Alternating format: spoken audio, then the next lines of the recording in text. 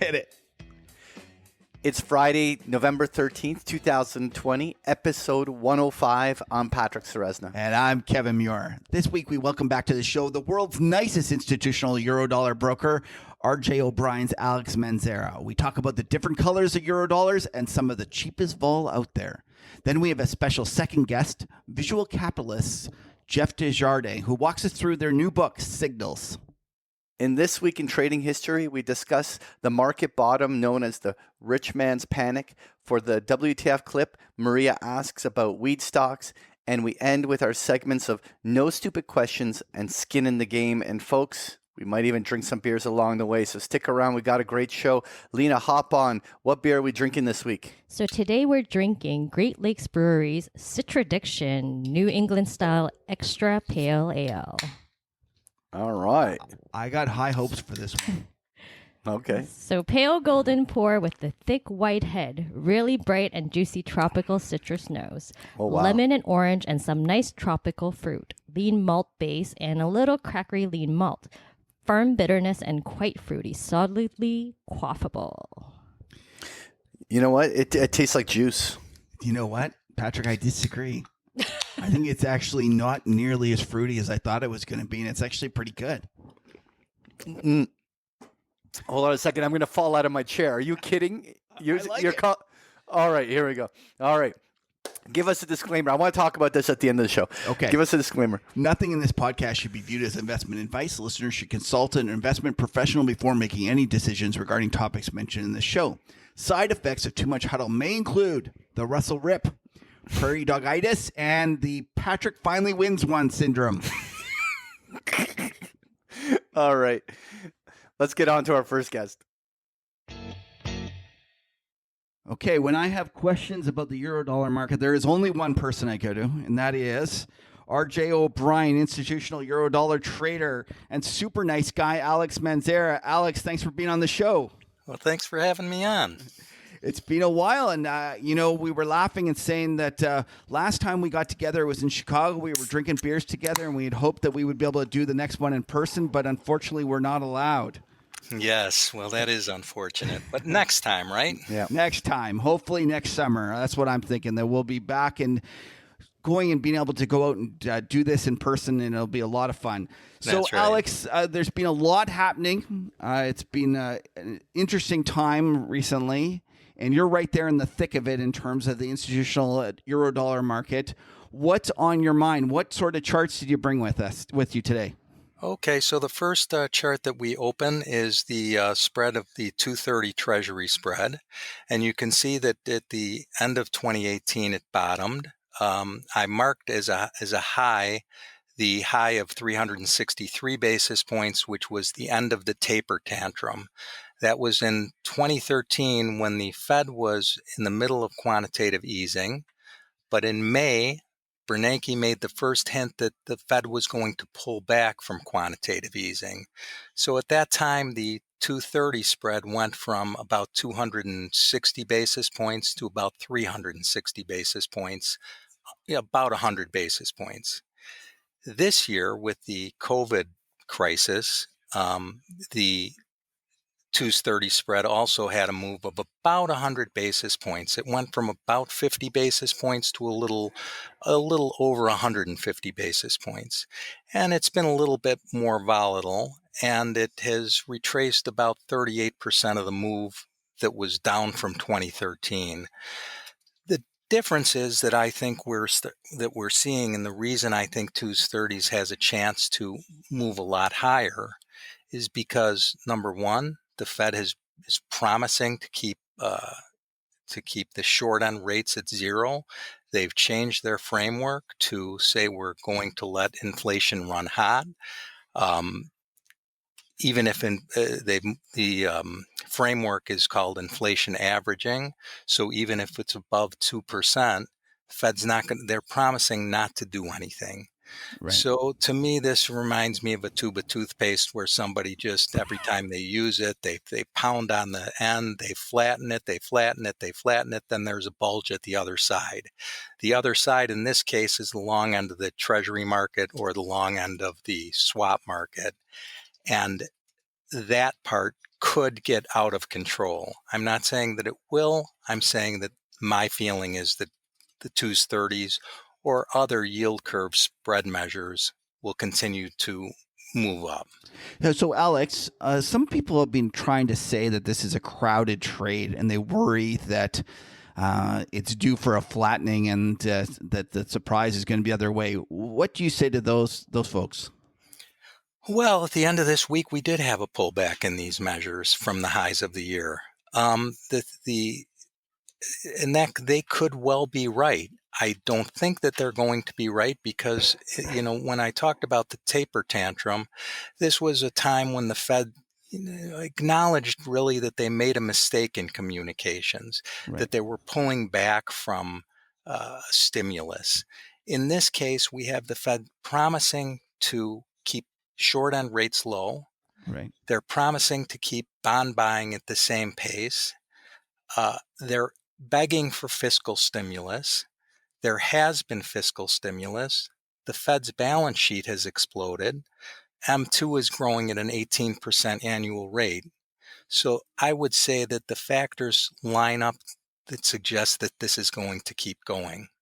And those people that say it could flatten, they say, well, the housing market, the markets, the corporate debt market can't withstand higher rates. But corporate spreads now are about as low as they ever get. So I think, even if it creates pressure later, I don't think that's a good reason to say that the curve is going to flatten. Right. The other thing I kind of push back on is that everyone's saying, oh, that rates have gone too far. They're going to slow down the economy. And I say, have you gone and looked at a 30 or 40-year chart of rates? Like, we're still extremely low. And so, yeah, the 10 years gone from 60 basis points to 95 or wherever we are. But that's not that much. Well, it's not that much. Of course, if you say that corporate debt levels are record highs to GDP, you can make the argument that people are making. The thing is that what I also took a look at this week was Shibor in the Chinese market. Right. Shibor is the Shanghai 3-month interbank rate, analogous to LIBOR. That, since the COVID crisis, has gone from 140 basis points to 300 basis points. Right. So think about that. That's 160 basis points. We have these, 10, 20 basis point moves, and people wring their hands over them. It's really not that big of a move. And if you just look at this, 2s, 30s chart, you can see that how low we've only retraced 38% off of these, very low levels. And if you could go to the next chart, Patrick, and this chart is sort of the same thing. It shows in this case, the black line is the 2-10 Treasury spread as opposed to the 2s, 30s. The amber line is the red gold Eurodollar pack spread. That's the second year forward on the Eurodollar curve. So, Alex, I'm going to interrupt you here because a lot of times the one thing about Eurodollar traders, nice people, lots of fun. When they start talking about all these red, gold, blues, it gets confusing and stuff like that. So why don't you walk us through and explain to us what this terminology means? So a 3-month Eurodollar contract covers a 3-month period of time, and they go consecutively. So currently there's the front contract is the December, covers the period of time. The 3-month rate covers the period of time from the middle of December of 2020 to the middle of March 2021. Right. And I just want to interrupt here and say, sorry, I just, because some people hear euro and they immediately think about the euro currency. This has nothing to do with the euro currency. Why don't you explain that? The contract is currently based on 3-month LIBOR, which is an interbank lending rate. It's an interest rate, not having anything to do with the currency. So the first 4 contracts can be, think of these as building blocks. If you're buy or short the first 4 contracts, you're synthetically doing a 1 year. The next 4 contracts, so the first 4 are called the whites. The next 4 is the second year forward. Those are called the reds.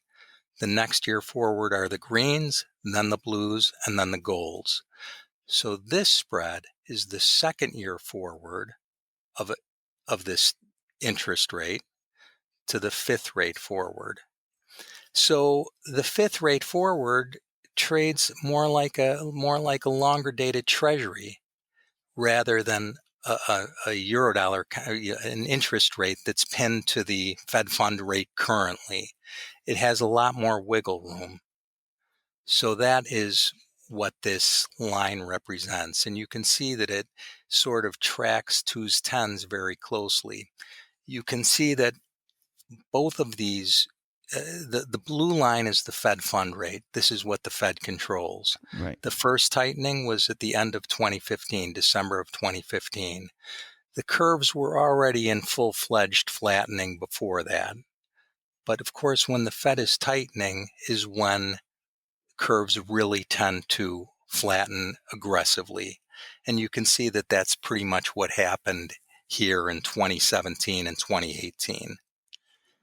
Now, It almost inverted at that point. well, the red gold did invert small. Yeah. Okay. And you can see that the, I marked it where the market considers the Fed too tight. Actually, it was, in October of 2018 that Powell said we're nowhere close to the neutral rate, indicating he was going to keep hiking. Right. Also at that time, the tapering was going from 40 billion a month to 50 billion, an incremental pareback of the balance sheet, which had grown very much. So those two things together, caused the curve to really pancake. Yep. And then the Fed had to do an about face. So that was the famous Christmas Eve kind of throwing in the towel, right? That throwing in the towel, that's for sure. So since then we've steepened, and you can see that we're back at zero in terms of the lower bound in the Fed funds rate, and and if you look at earlier periods in 2010, 2011, 2012, you can see that the curves were much higher than they are now. Right. So that's another reason that I think that the curves could steepen quite a bit further. Yeah, I came to the same conclusion, Alex. I went and looked at the curves coming out of recessions, and they get really steep, and we're just at the start of a steepening trend if you assume that we're coming out of a recession and the world's not ending like most of FinTwit thinks. Right. So let's have a look at this next slide that you brought along.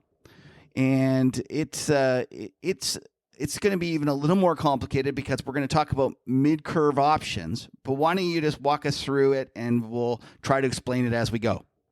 So in the Eurodollars, there are what we call mid-curve options. They expire in the near year, but they're on forward contracts.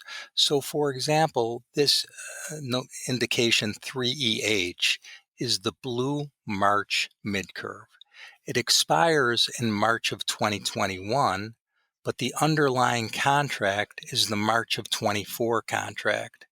Right. And so that contract is quite a bit forward in time, of course, right? 3.5 years. So you can see that I've created this chart in order to show again that this blue contract, and it's in blue, tracks pretty closely with the 7-year Treasury. And what had happened pre-election, vols were pretty high. Of course, there was this kink in vols where everybody wanted to own volatility that just covered the election and not thereafter. And what there was is that there was a lot of buying of these blue put spreads. Now, I've converted this chart into yield. So as the price goes down, this blue line actually goes up. Okay. So this area between this 99.37 strike and 99 even strike, a lot of people had bought 99.37 puts and sold 99 even puts or 99.12 puts, put these put spreads on. Why would they use mid curves instead of just using treasuries? Well, the treasury market options on the Board of Trade or the CME group aren't liquid that far out. The mid curves in the Eurodollars are liquid in March of 21. They're liquid for the June of 2021. So you can get a much longer duration option with more vega, more volatility exposure than you could get with treasuries. The treasury options for January that were most liquid at this time, or the Decembers, the Januaries expire on December 24th, I believe. So if you wanted a longer dated option, these were a good vehicle to use. So I'm going to Go jump in here, Alex, because this is something that fascinated me recently. And we went back and forth because trying to figure out how to trade these things is the second most kind of complicated thing a guy could do. And I have just was baffled in terms of how to pull up the quotes, going through on Interactive Brokers, going through even on the Bloomberg. And one of the things that I really suggest everyone do is take the time to learn about these things, because although they are hard to figure out, they actually are an amazing vehicle to speculate in interest rates. And one of the things that many people probably aren't aware of is that amongst the hedge fund community, these are just they're traded like water. This is something that they love tossing around, right?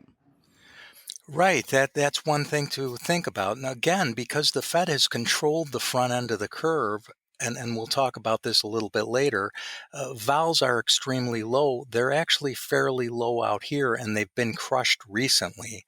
So these are fairly cheap. If you want to put on a view for a steeper curve and you want to have a little bit of a longer maturity outlook, then these are a great vehicle to use. Right. So just to, I want to explain to people why they need to use mid curves and how they're different.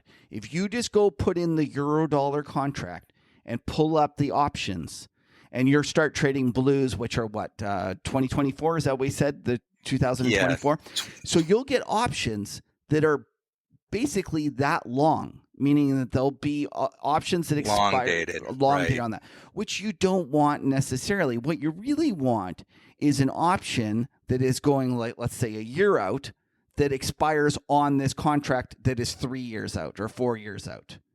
And that is why they're called mid curves.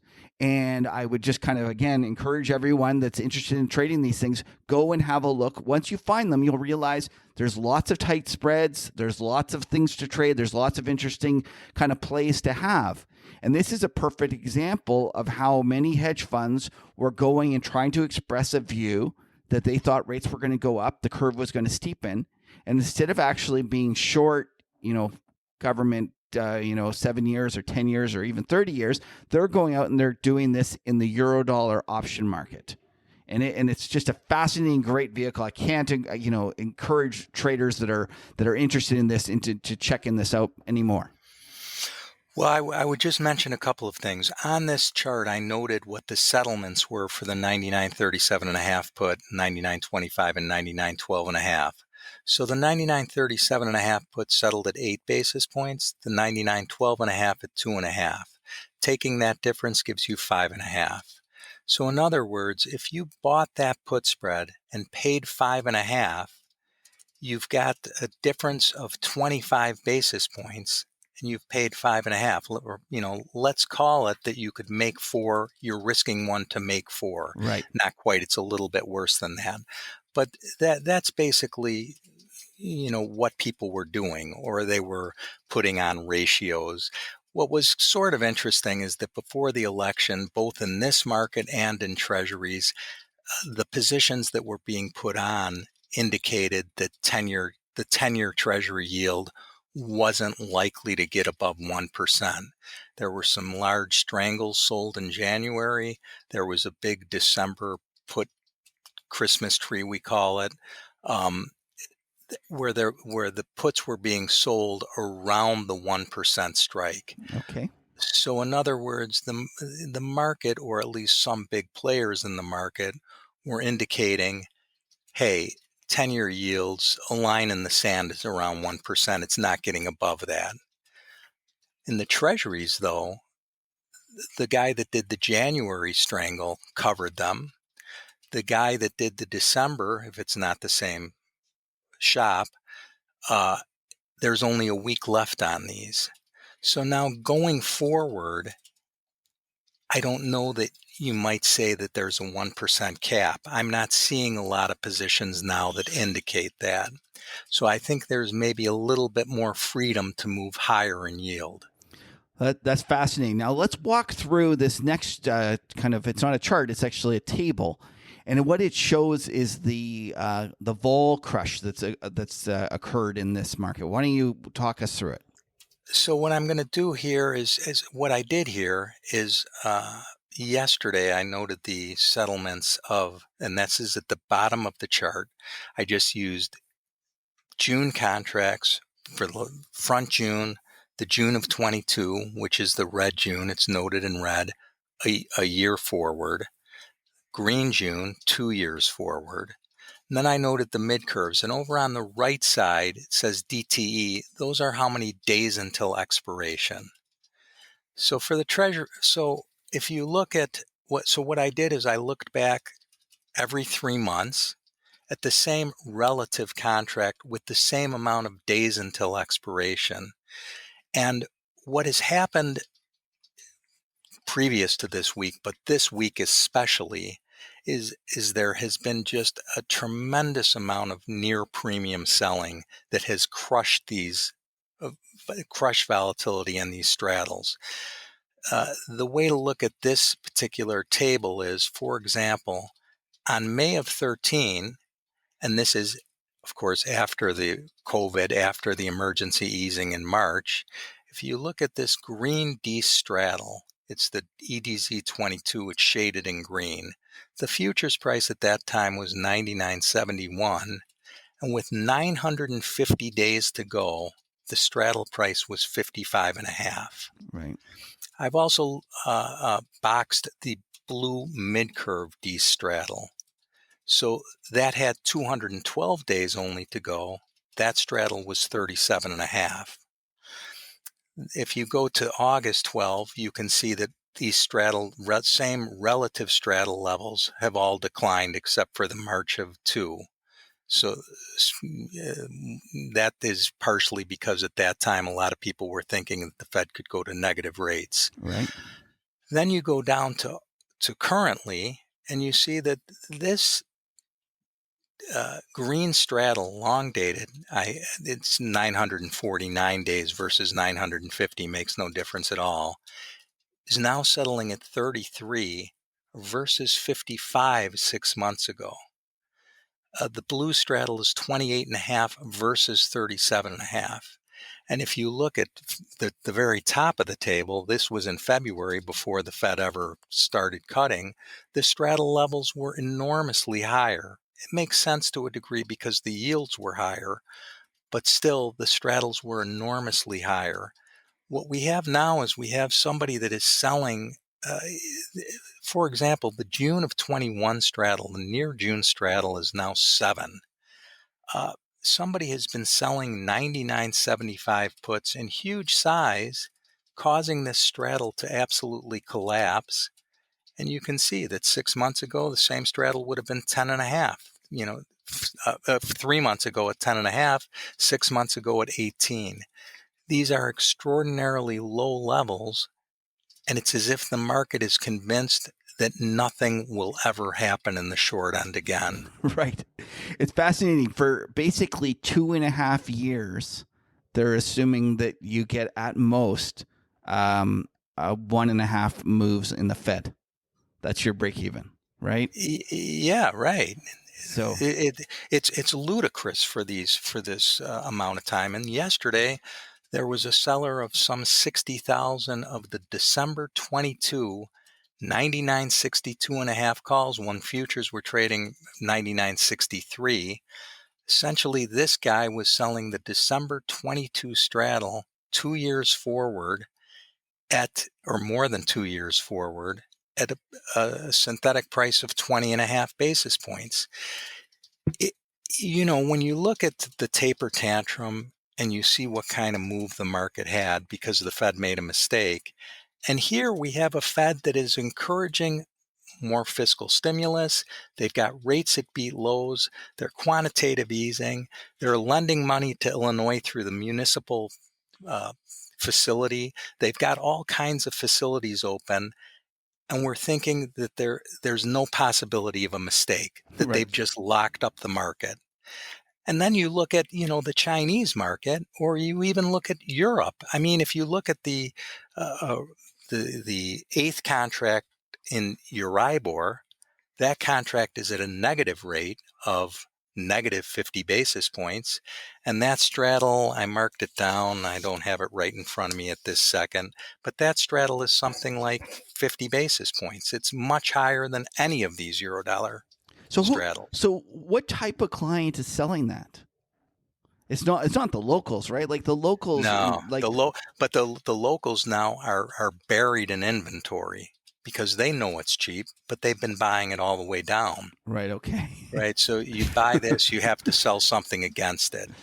I mean, I talked to a friend of mine who is loaded up with these puts specifically that he's tried to trade around, but it's like a blanket. Right. So it's very, very tough to get out. You just have to wait for something to happen. Who's the end customer that does this? I don't really know. Who No, but what type? has? What type? Do you think I think it's a hedge fund. Oh, you do? I think it's a hedge fund that has seen that takes the Fed at its word that nothing's going to move, and thinks that they're going to pick up time decay. But there's very little time decay to pick up on this. Well, that's fascinating because I would have guessed. If you made me guess, I would have guessed it would be like a traditional bond manager that was just trying to, pick up a little bit extra carry by doing it. And the fact that it's a hedge fund actually makes it more unstable. So where do you think the opportunity is here? Waiting for the point of maximum pain and just trying to pick up some of this cheap vol that everybody's choking on? Yes, I do. And I think we're very, very near the maximum point of pain right now. I just don't see how these levels can get much cheaper. I know they can get cheaper. It always can happen. Right. But the thing is, there's so much time. In fact, if you just look at this table once again, and you look at the May 13 price of the green December, it was at a price of 99.71. Now, if you go to and you look at the green June, the same relative contract, it's 99.58.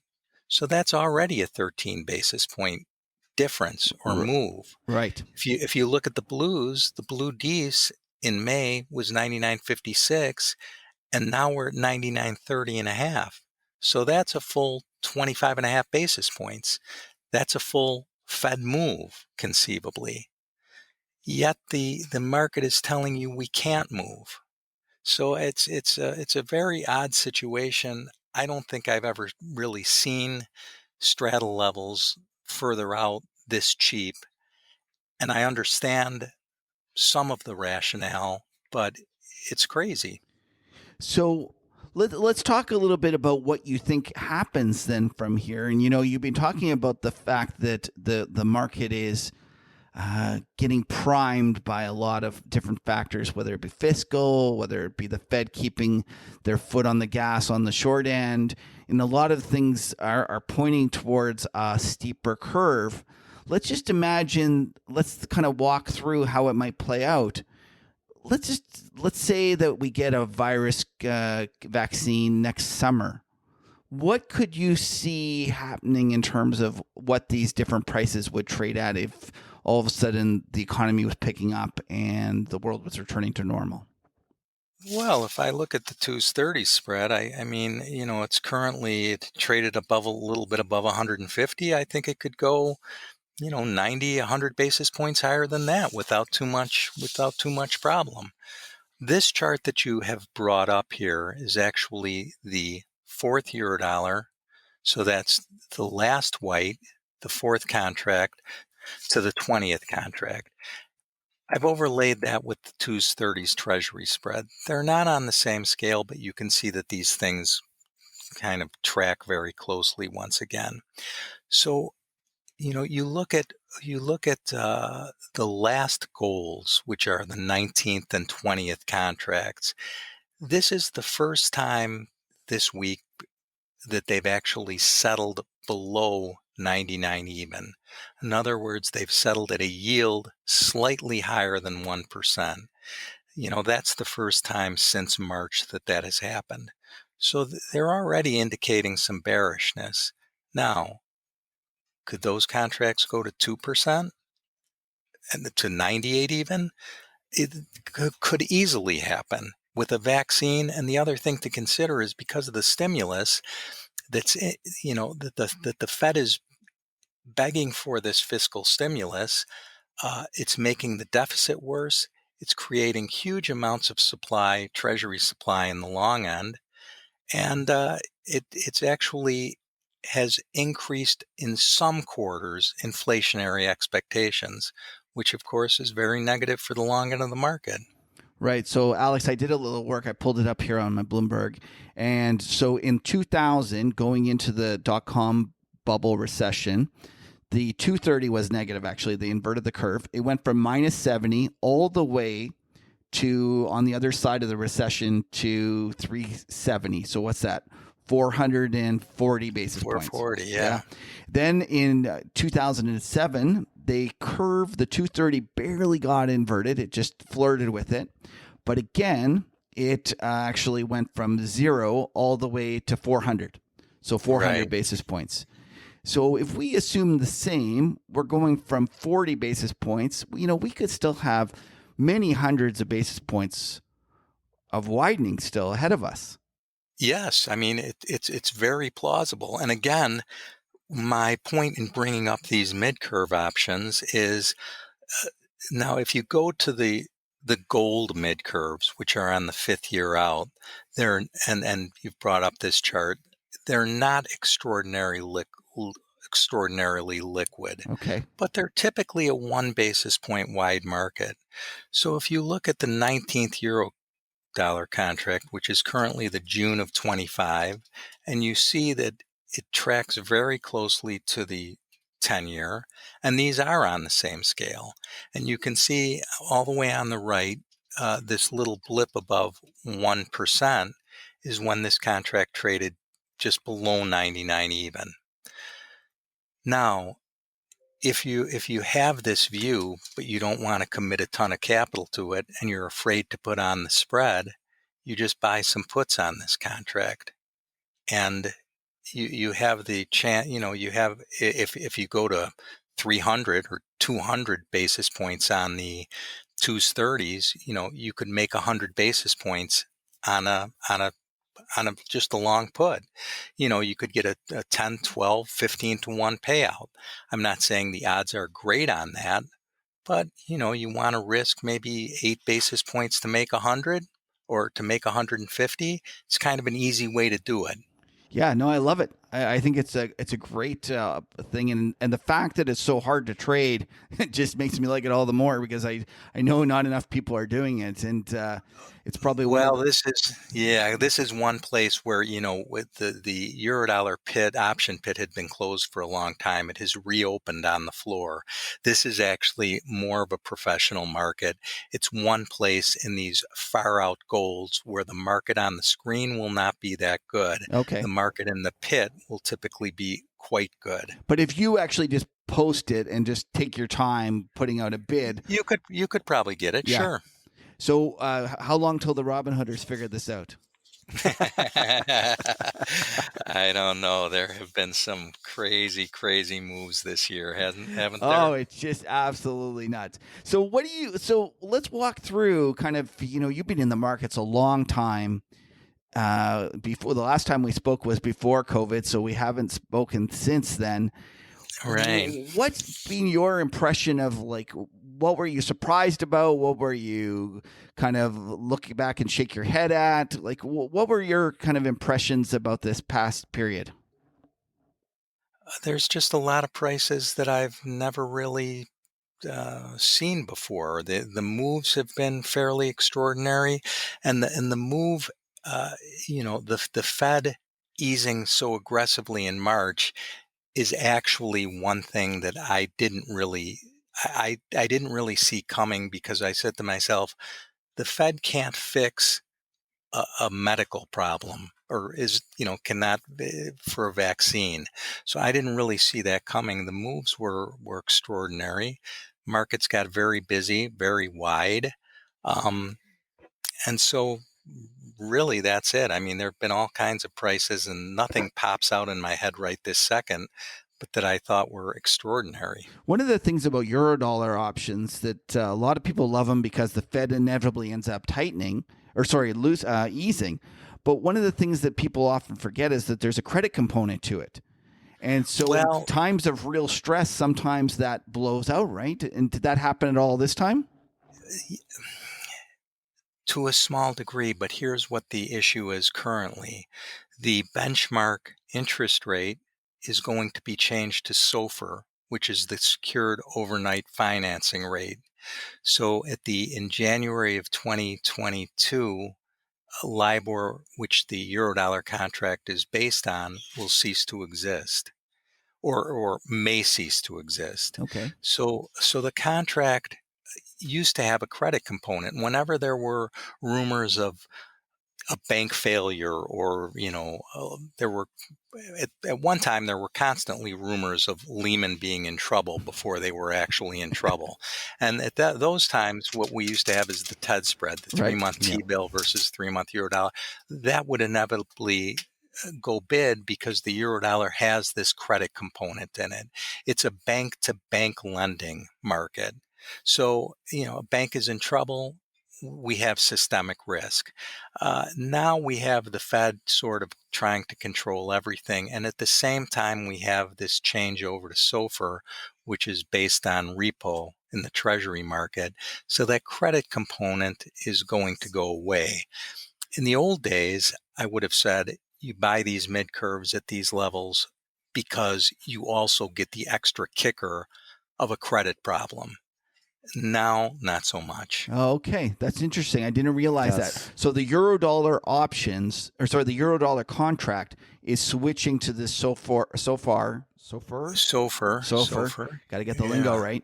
SOFR kind of benchmark in January of 2022. Is that correct? Yeah, there's still a lot of discussion about it. They have created what they call a fallback feature for a lot of the contracts that are based on LIBOR to switch over, and there's already been an auction for that. So honestly, I don't know exactly how it's going to go. My only point here is to not depend on a credit Right. feature in Fair the enough. Eurodollar curve. So I'm just showing my old age by talking about the credit. That's all right. So does that mean also that what the trading of the turn, which is the contract that settles over year end, that's going to also change? That is correct. So the turn, in fact, this is an interesting point. The turn, if you look at, there's been a fairly big widening in the spread between December 2021 and March 2022 contracts. That spread, so it's just a 3-month spread. And if you look at the Eurodollar curve, all the near contracts trade around 22, 23 basis points. All of a sudden you get to December and it's 99.74.5, which is 25.5. Then you get to March and it's 99.68, which is 27. There are no 3-month spreads that are as wide as that spread being 6.5 between December 2021 and March 2022. And that's because of this SOFR switchover. Typically, you see the December contracts trade weak or at a higher yield. Right. But because of this switchover, it's actually gone the opposite way.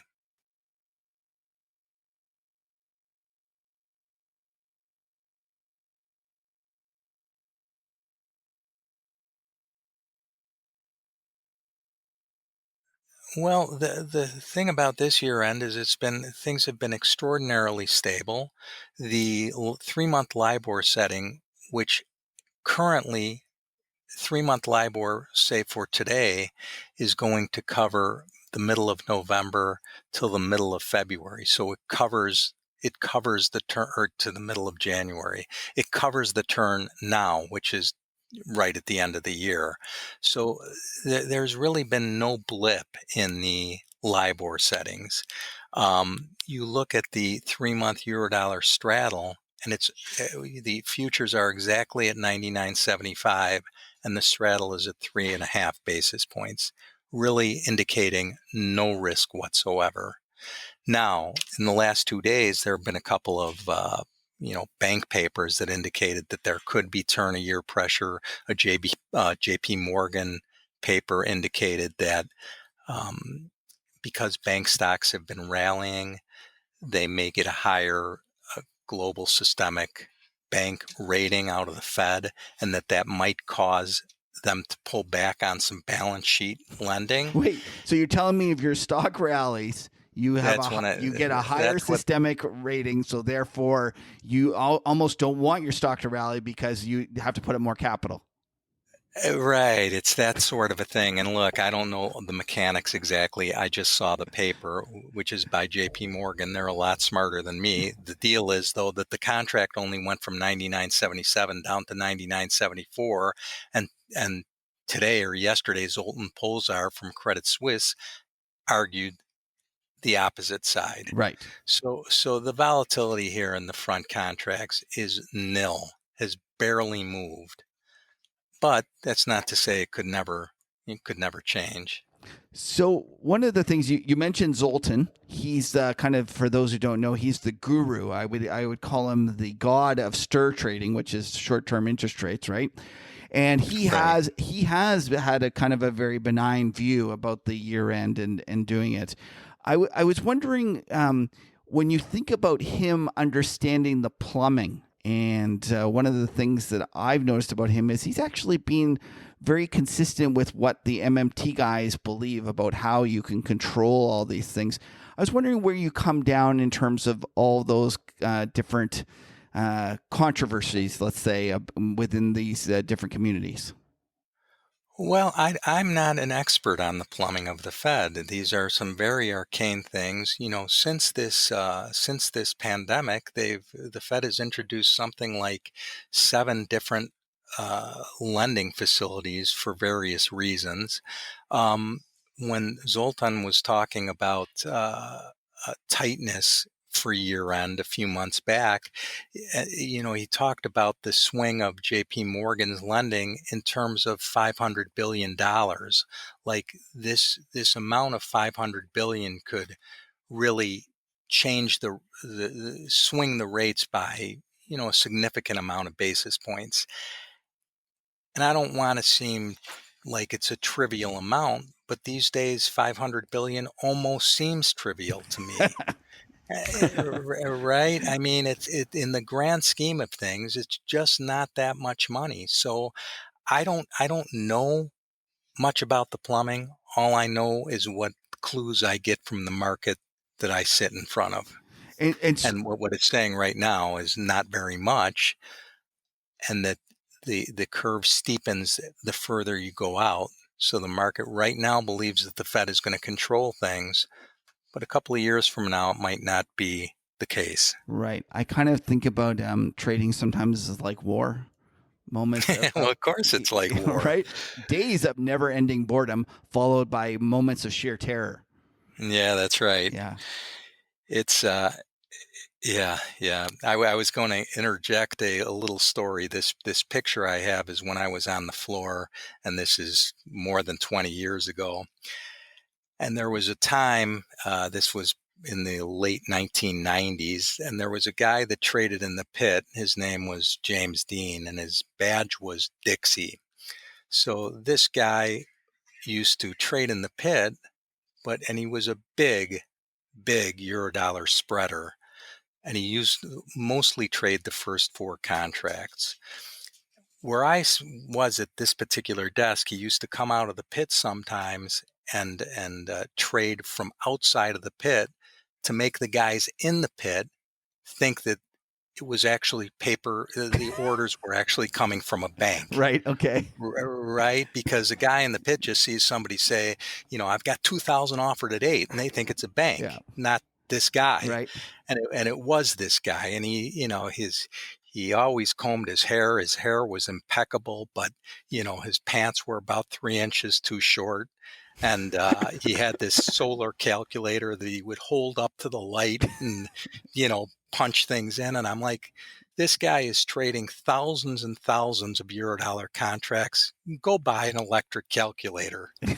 And so what would his position sizes be? Like when you say someone's a big local, what would a big local be? So I'm standing here right where I am in the picture, and he says to the brokers in front of me, and this is the third and fourth quarterly contracts that I stood right in front of me, and over to my left was the first contract, and there was a pretty good spread between these contracts. So he stands in front of me and he says, sell 1,000, sell 1,000 at 4, sell 2,000 at 3, and he's getting totals, because at this time 1,000 lot or 2,000 lots were big orders, and at the same time he's trying to buy the front contract. And let's say the market's 4 bid. Sell 1,000 at 4. You got 560 done. Take them down to 3. Sell another 2,000. It sits there. You sold another 1,000. You sold another 1,200. Sell them down to 2. Then he looks at me and says, "I don't even want to give him a breath."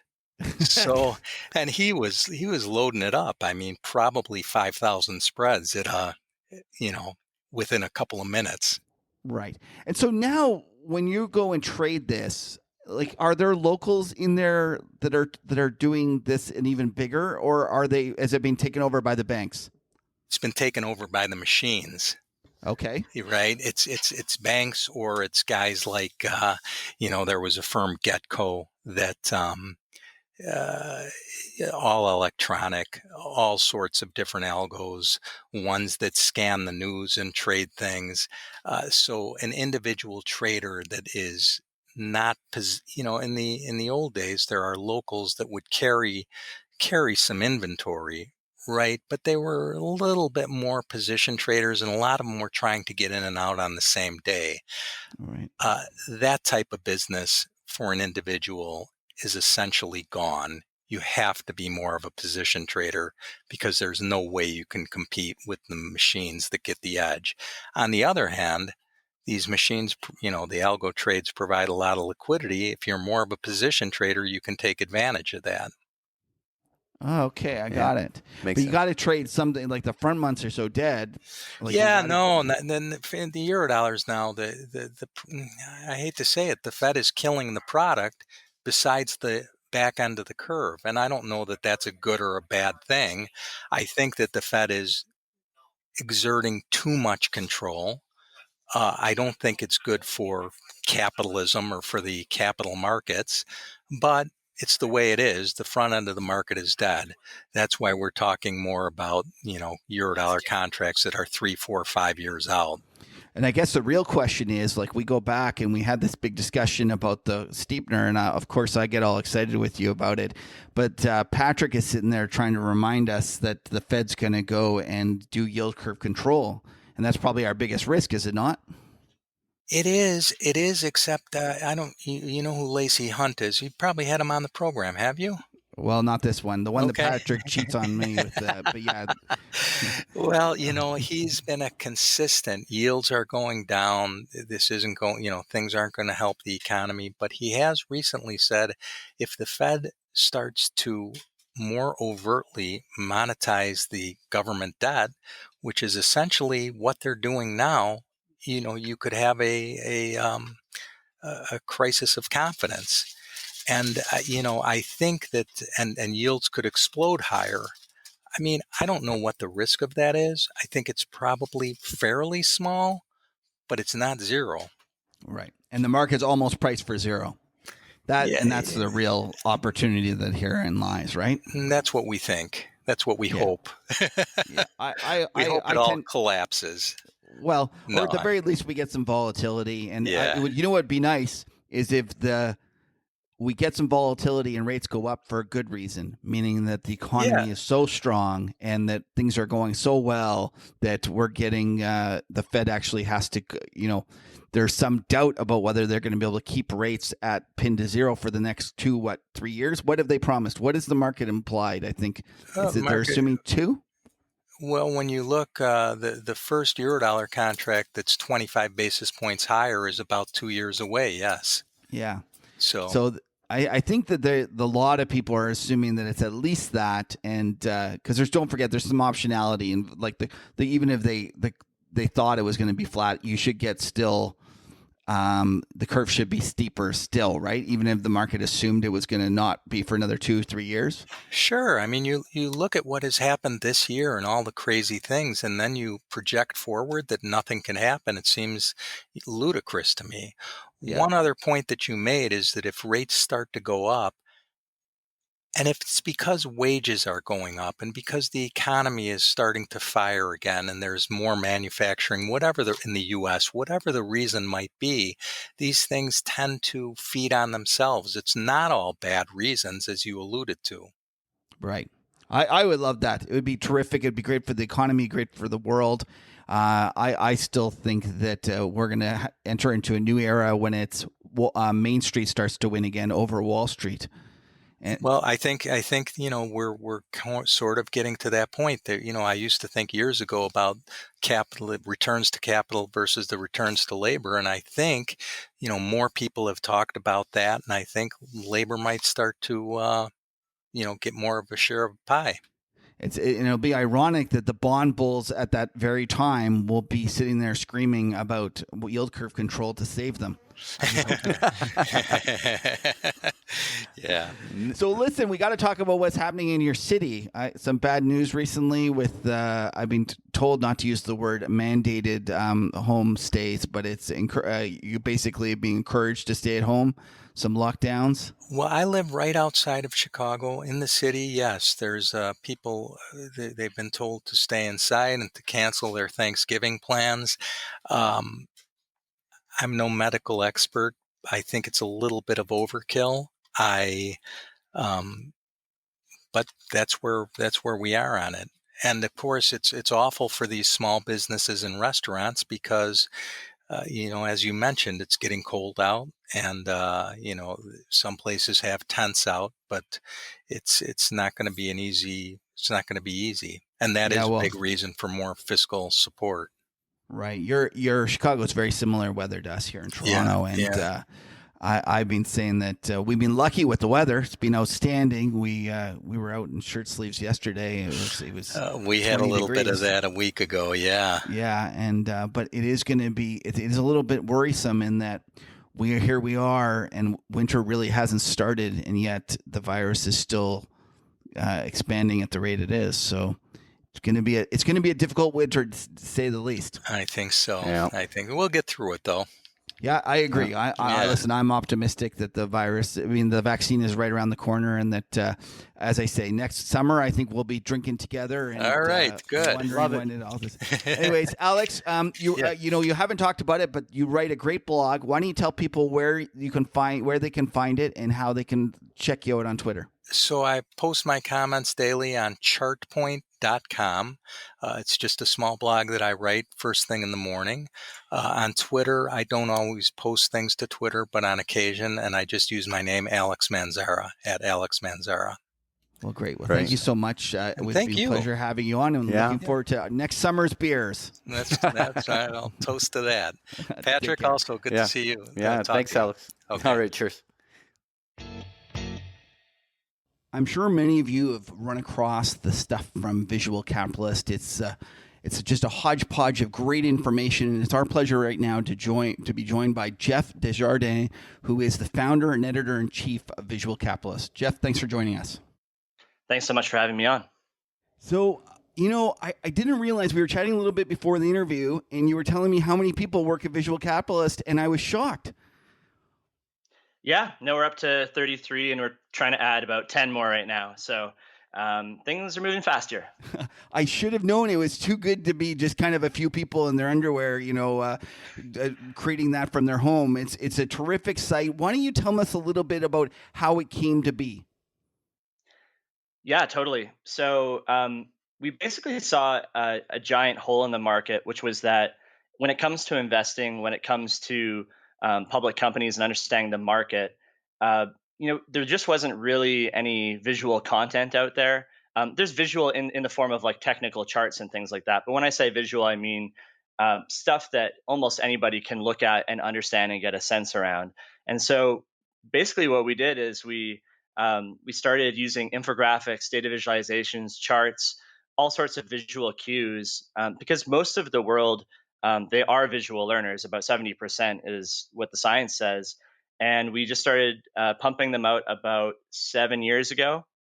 And yeah, we started with commodities, actually, was the area that we really focused in. And then since there, we've grown to now we're talking about technology, markets. We're even going into non financial, type things, talking about psychology and things that all sort of tangentially relate. It's fascinating stuff. Now, you have a marketing background? Yeah, originally a marketing and media background. And so what was it like? What got you into finance, and why did you choose finance in terms of creating this site? Yeah, I've always been interested in finance, and it was more so the fact that from a marketing perspective and from a media perspective, there was just this massive hole that existed. I've come to learn finance and dive a lot deeper over the last 10 to 12 years that we've been focusing on this. But yeah, it's the marriage of the two that I find really interesting. How do you cut through the clutter in the financial landscape to tell stories that are easily understood by people, that help people make better decisions, that help people understand the fundamental drivers behind the market itself? And for me, that's what I find interesting. Well, it is true that too many kind of finance stuff looks terrible, and you've managed to look good. I do have a question for you. What program do you guys? Is it Adobe Illustrator? What are you creating this stuff in? Yeah, Illustrator is a big part of it for sure. And we also use a lot of other programs as well, depending on the need. So Photoshop is handy for certain things. We use After Effects for videos and animated graphics. When you get to the interactive stuff, you're getting into Tableau and other formats like that, and obviously coding as well. But yeah, it's a range of stuff. And so, are you finding that as you've evolved, you've needed to get more data scientists, and there's been a lot more in terms of not just making it look pretty, but actually understanding the numbers and being able to kind of manipulate data? Oh yeah, diving deep into it is definitely one of the harder parts of the whole thing. I mean, I think that there's a lot of talented people out there that can create amazing designs. There's no doubt about that. We see it all around the world in whatever sector we're in. But I think in the finance sector specifically, there is a need to take this information, and like there's vast amounts of information, as you guys would know.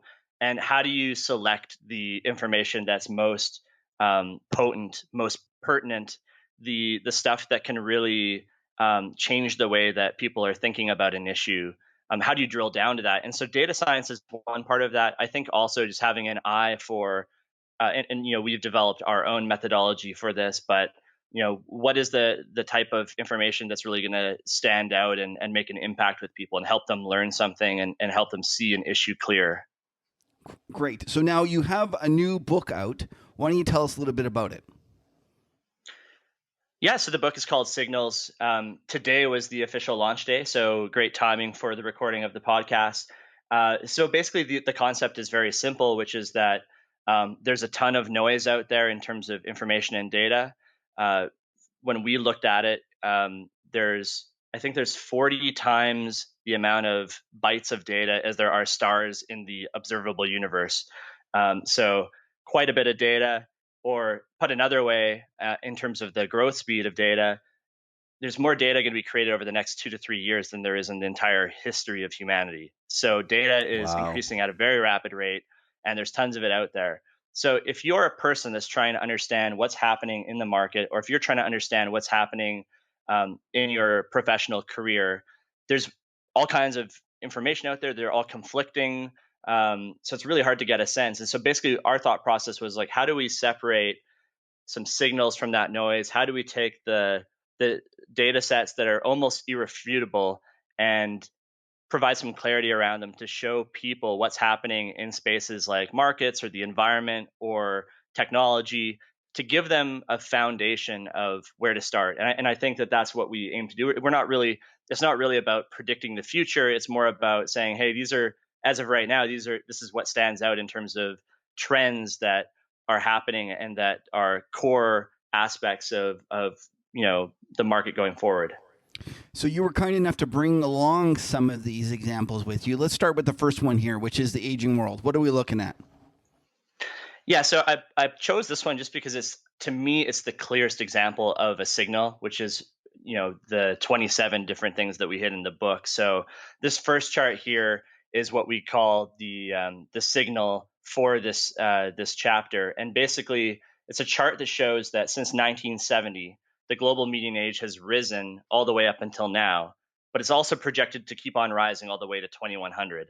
So I can't think of something that's clearer than that. Global median age is rising. It's going to continue to rise. And over the time that it has risen, you've seen clear effects in terms of the composure of different economies. Their demographics change, the way that they operate changes, their fiscal situation changes. And going forward, it's going to continue to happen. And it's going to continue to happening in economies that you might not expect it to. And so as the global population ages, there's all kinds of, you can use that as a base case that you can build a whole bunch of other trends off of. But the bottom chart here, you can see also that just in plain terms, the global population of 65 years or older is more than doubling just over the next 31 years. Wow. Right, and this next slide that you brought, it actually shows the different areas and it kind of drills down into the number of people aged that 65 and plus. Why don't you walk us through this? Yeah, so you can see that in Europe and North America, which is where the highest proportion of an older population already exists, that is not increasing as much as in the rest of the world. It's just going up 48% between 2009 and 2050, which is still a big amount. But when you get to some of these other continents, the number is crazy. For example, it's in Asia, you can see both in Eastern and Southeast Asia and in Central and Southern Asia, we're looking at more than double. In Africa, you're looking at tripling. In Latin America, you're looking at 1.5x. So it's pretty crazy when you get to some of these other places. And I think the country examples really stand out. So to me, the one that blew me away was looking at South Korea and Singapore and Taiwan, actually. All of these. So as a portion of the population that's age 65 plus, it's going from 15% of their population to 38% in South Korea. So that's that's more than a double, almost a triple. Singapore is similar. It's going from 12.4 to 33.3. And so when you think of these societies and you think about how much it's going to change in just 30 years as you have your older population more like triple in size, basically. It has some pretty big effects. So those effects kind of have ramifications in terms of the financial world. This next slide shows how debt is increasing. What are you trying to show here? Yeah, so this is hopping to a signal that is at the start of our finance chapter. And so debt to me is one of these items that, again, especially with the COVID crisis, it's pretty irrefutable that it's something that is going to continue going up. And I think we haven't even necessarily seen the half of it. There's still a lot more stimulus that needs to happen probably around the world, right? But it doesn't even include data from the COVID crisis. This goes up to basically the beginning of 2020, but it has global debt at about 255 trillion. And then as you can see, as a percentage of GDP, you're looking at over 300%. So, I mean, this is a stuff that a lot of finance people know, but I think that I think it's really interesting to think about this from a more societal perspective as well. especially with the COVID stimulus coming in, we're really looking at a situation that, to me, has a lot of fragility. And I think that that's going to be, something that's going to be a central theme in our lives over the next 10, 15 years. So this next slide, the rising government debt, is a great example of how visual capitalist manages to make something look pretty and also say something at the same time. What is the message this is trying to send? Yeah, I mean, I don't know if I feel like we're pretty straight down the middle in terms of sending a message. We're usually not trying to send a message one particular way. We're trying to visualize the data and make it as clear as possible. Okay. Sorry, Jeff. I didn't mean to put words in your mouth. Okay, so what is the story it's telling then? Let's go with that. Sure. Yeah. So I think that the data here is pretty clear, which is simply that public debt as a percentage of GDP, even if you go back to pre-financial crisis times, U.S. Public debt was not that much. It was, according to the Economist Intelligence Unit, which we use as our source here, it was 37% back in 2007. That seems like a lifetime ago when you look at current debt to GDP, which is now 94%, or if you measure it with, including intergovernmental debt holdings and things like that, it's higher. But that it's really crazy that debt has basically gone 4x, or I guess 3x over that time. And you can see that for a bunch of different advanced economies here. Everything from you can see countries like Spain or the UK. They've had similar challenges as well.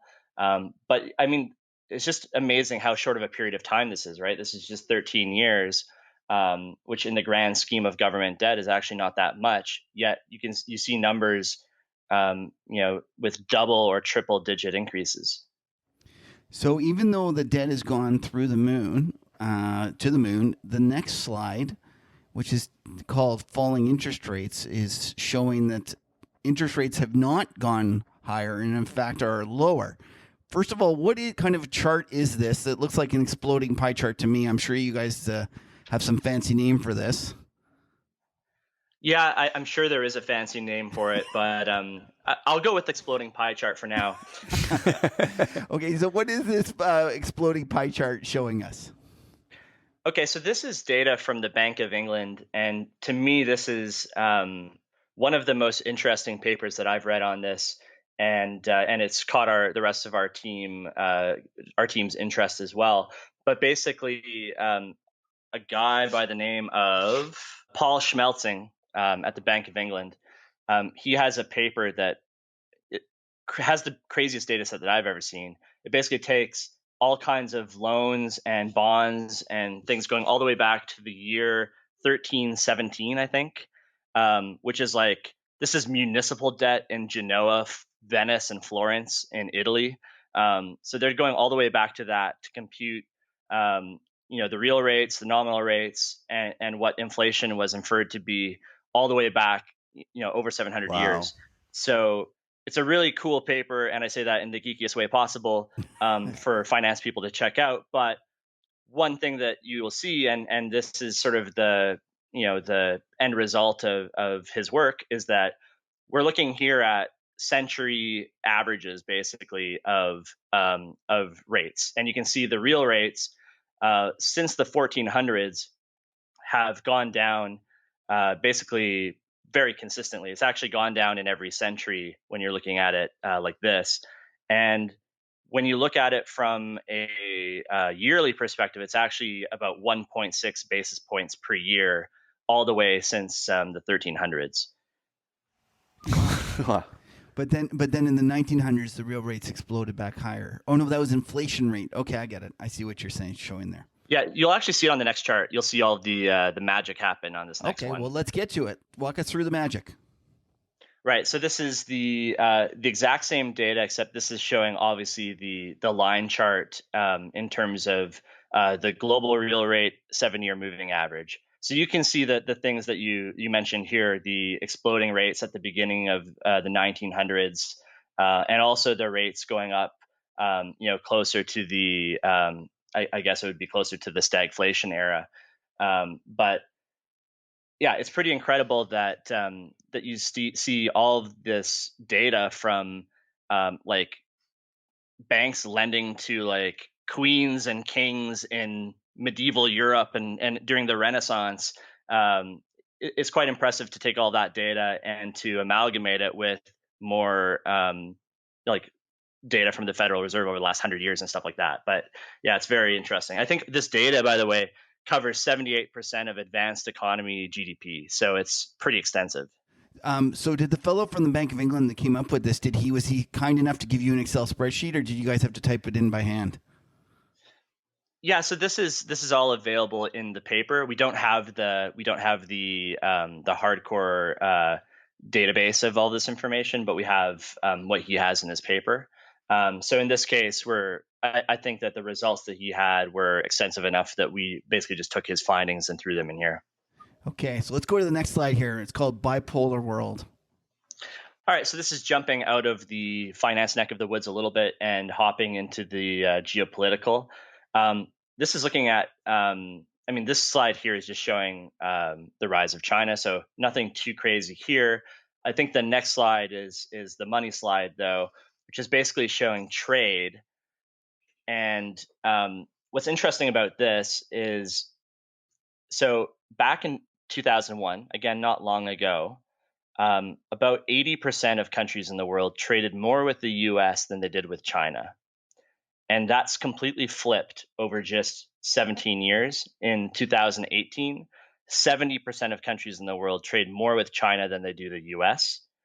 And then another crazy addition to that is that 90 countries trade 2 times as much with China as they do with the US. And so we have, this map here basically shows, it designates each country where they fall on that spectrum. And it's interesting because it shows two different blocks, essentially. You have the North America block, where obviously Canada and Mexico trade more with the US. You have very northern tip of South America and also Central America that are in there as well. And then you also have a few countries in Europe that are in that block. But basically, the rest of the world is in China's block as far as trade goes. Well, that's fascinating. That's a terrific slide. So let's go on to the next one here. Dwindling corporate longevity. What are you trying to show?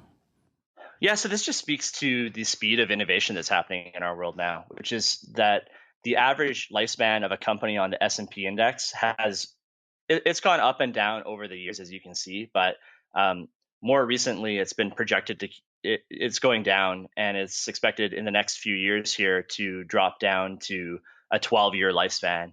And what's interesting is that from an investment point of view, is that means that between 2018 and 2027, about 50% of the S&P 500 companies are expected to turn over. Wow. That's a lot of companies. I would have never guessed it would have been that high. That's fascinating. Yeah. And if you think of the implications of that, right? I mean, it's like, because everybody is, and there's other factors to consider too, like market concentration and things like that, right? Obviously, the one other chapter that we have is covering the, basically when you look at the big 5 tech companies, they make up the majority of the returns over the last couple of years anyways. So it doesn't matter that the rest of the S&P is turning over. But it's also interesting from a technological and innovation point of view. I mean, from an investment standpoint, that means that there's got to be these companies that are coming up out of nowhere and replacing these companies on the S&P, which means there are opportunities to be found. And so, yeah, I don't know if that's on a private level or if that's companies that are IPOing and working their way up there, but it is really interesting to consider. So sticking with the theme of indexing, this next chart shows the selected deletions and additions to the S&P 500. Walk us through what the picture that's trying to tell. Yeah, so I think the most interesting thing about this chart is that the companies that are leaving the S&P, either due to failure or due to M&A transactions, a lot of these companies are, names that you'll know, right? Time Warner Cable, Whole Foods, Bed Bath & Beyond, Chesapeake, Harley Davidson, Macy's. These are all names that are familiar to most people that have been investing for a while. But what's interesting is that when you go to the additions, which are on the top right corner, yeah, there's Twitter and Domino's in there, but there's also a lot of companies that, I don't even know a lot about them, right? Like Teleflex, Copart, Nectar Therapeutics. Like, these are not household names, right? And so who are these new companies that are coming in and joining the index? I mean, by definition, they're some of the biggest companies around, and yet a lot of people probably don't know a lot about them. I'm embarrassed to say I don't know half of them as well. The Dominoes, I can completely, I know that one, but apart from I know that from last night. Yeah. Fair enough. Listen, Jeff, this has been fascinating kind of walking us through this. We really appreciate it. Before we let you go, we're going to get you to tell people where they can find out more about your firm, but I have one question before you leave. You mentioned that you're actually from Vancouver earlier, but you said that you have a group in Toronto. I was wondering if the rivalry between the Toronto-Vancouver groups are large. There's a little bit of rivalry, but I think that it would really step up a bit if the Leafs played a little bit better. When they get crushed in the first round of every playoffs, I mean, we're just kind of more sad over here than anything else. So, well, that's because we still have a basketball team. That's true. Oh. That's definitely a point of contention around here. That's right. Well, listen, Jeff, it's been a pleasure having you on. Why don't you tell people where they can find the book, where they can find more about Visual Capitalist? Yeah, sure. So visualcapitalist.com is the website. Every day we publish at least one infographic, data visualization, or what have you, that corresponds to what's going on in the world and especially what's happening in business and technology and markets. We have a free mailing list there that people can subscribe to as well. And then for the book, it's about 260 pages of slides, just like what you've shown here. And it's available in our store on our site, which is just store.visualcapitalist.com, or you can find the link on the main site as well. Jeff, when we booked this, I didn't realize you were Canadian, so it was a pleasure to have a fellow Canadian on the show. Thank you very much for being on. Thank you so much. Appreciate it. Okay, Patrick, time for Talking Charts. What do you have for us? All right, let's. There's no shortage of things to talk about, right? And so let's jump right into the S&P 500 and just start off taking a quick look at what's going on here. And so just looking here quickly on the S&P. We had that big reaction to the news that Pfizer had really good results, and it caused the S&P 500 to come screaming on an intraday basis above those highs from the summer. Right. And it looked like everything was going full throttle, and it gave it all back. And I know a person or two that may have claimed that a prairie dog may have occurred in the markets. Do you know anyone who may have done that? It might have been me. I was just talking about it. It was obviously a very premature prairie dog. And one of our very astute listeners rightly pointed out to me that there is no such thing as triple tops. So therefore, the prairie dog was not going to fulfill his prairie dogness and this was going to head higher. All right. Well, you know what? So far, the bulls have dug in and held the line. All these pullbacks have been contained. I mean, there was, from a normal retracement perspective, it could have easily dropped down to the 3,400 before the buy and dip traders came in. But it seems that every time this thing is dipping, the buyers are buying. But one of the interesting thing that was going on that you were talking about quite a bit as well was the fact that the NASDAQ almost immediately started selling the moment that that vaccine news came out, and it's nowhere near pushing new highs the way the S&P 500 and the Russell have been. At least the Russell over the last couple of weeks has been, and so there's a distinct underperformance of the NASDAQ. In your mind, do you think that continues? Oh, for sure, Patrick. Where the tech stocks are for sale, they're super heavy. The stay-at-home stocks are trading like bags of bricks. For example, look at Zoom. Pull that one out. Yeah. Well, I mean, that's not even a FANG stock, but yeah, you're right. That's one of the, like Peloton and Zoom and all of these have stocks, been. We're taking steps towards this virus being worse. You know, we spoke to Alex about the fact that in Chicago they're going into mandated stay-at-home kind of lockdowns or whatever, and yet these stocks are trading like the virus is over.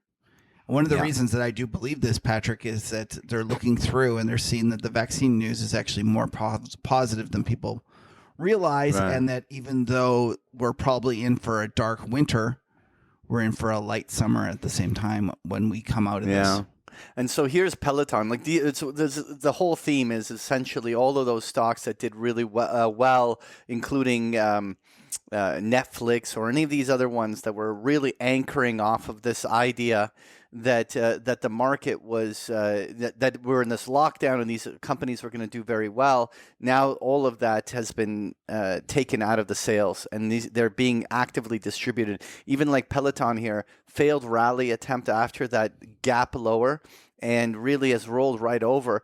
I mean, this looks like the stock may weaken down to 90 or 80 in the coming weeks. Maybe a new sell cycle has come in on this entire space. It'd be really interesting. Even look at Netflix here.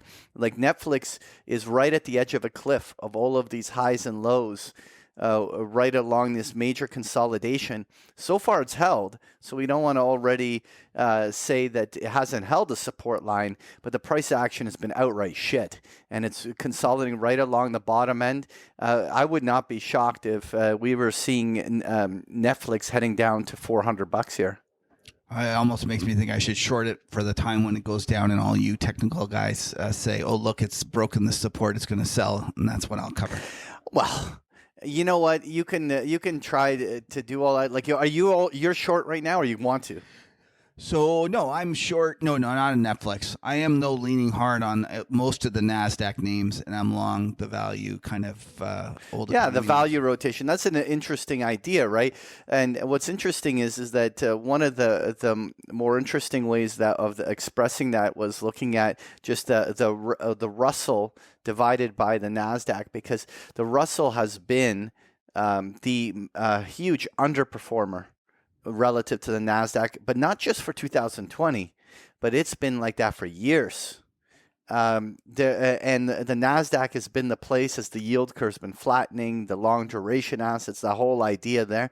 And this, even to a junior technician, will start to look like a rounding bottom, cup and handle, whatever you want. It looks like it's establishing a base from which we could enter a period where small caps start to do well. One sec, Patrick. I'm just taking notes. I'm a junior technician. So actually, I wanted to bring something up to you. All right, go on. I saw that the Bloomberg ran a chart, and the chart was the relative performance of S&P 500 energy stocks versus tech shares. Mm-hmm. And the line was the S&P 500 energy stocks outrun tech shares by the most in 20 years. Right. But I mean, do you know anyone that used to talk about that spread? No idea. I have no idea who ever had the XOP over the Qs chart ever up. Do you know anyone? No, don't know anyone. Well, actually, I have it here somewhere. Hold on a second. Where the heck do I have this? Here it is. XOP QQQ, because some guy I know had this one up. But although I'm looking at that, it's pretty pathetic. it's a slow start, but it's the one thing, and we'll talk about it right here. But the energy stocks, they went up 20% in one day. Right, like it's not hard to find data mine something like 20-year move or something like that. Like when you look, there was a screaming rally in those energy plays. Where the hell do I have it here? You're not very good with the things there today. You need your junior technician to help you out finding it. There it is. There it is. So, but like it just went screaming higher. But the one thing is that very similar to what gold did in 2016. After putting in its bottom, it went and retested the lows. It's a process of establishing long-term bases. And when you have a gap of this magnitude, what ends up happening is that it becomes on every technician's radar, because the technicians will, let's say I'm just going to use a 10 and a 20 period moving average crossover, which is a very standard thing for an average technician. to be looking at the crossover, the moving averages, and this type of a gap caused the bullish crossover, and that's like the first legitimate bullish crossover we've had in like 6 months. The other thing that I like about this, Patrick, is it's a third day of the gap holding. Yes. Like then that was fourth day now, actually, now that I'm looking at it. That's really important because typically when one of these gaps false starts, it pulls a Pfizer, right, where it'll just give it all back and just start selling the other way. And if it's legit, then the bulls will hold it up there. So it is actually looking half decent for these energy plays.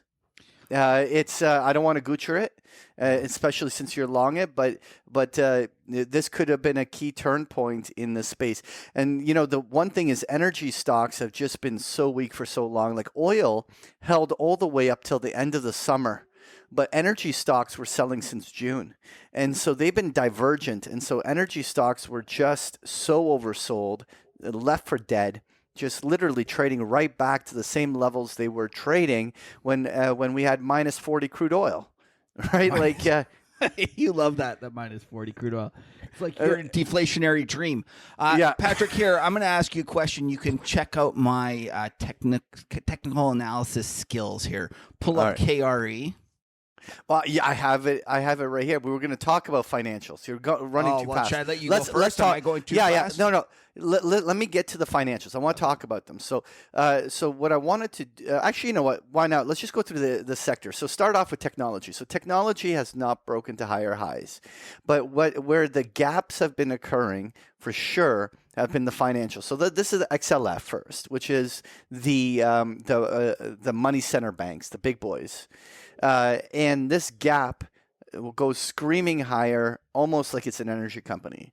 But this is interesting because these financials that were in the doghouse throughout the entire summer rally, right? So S&P, NASDAQ, all of these other stocks go screaming to all-time new highs, and all of the banks were left for dead, including, like, if you take the individual names like Citi or Wells Fargo, I mean, they look like an energy stock. Yeah. Right?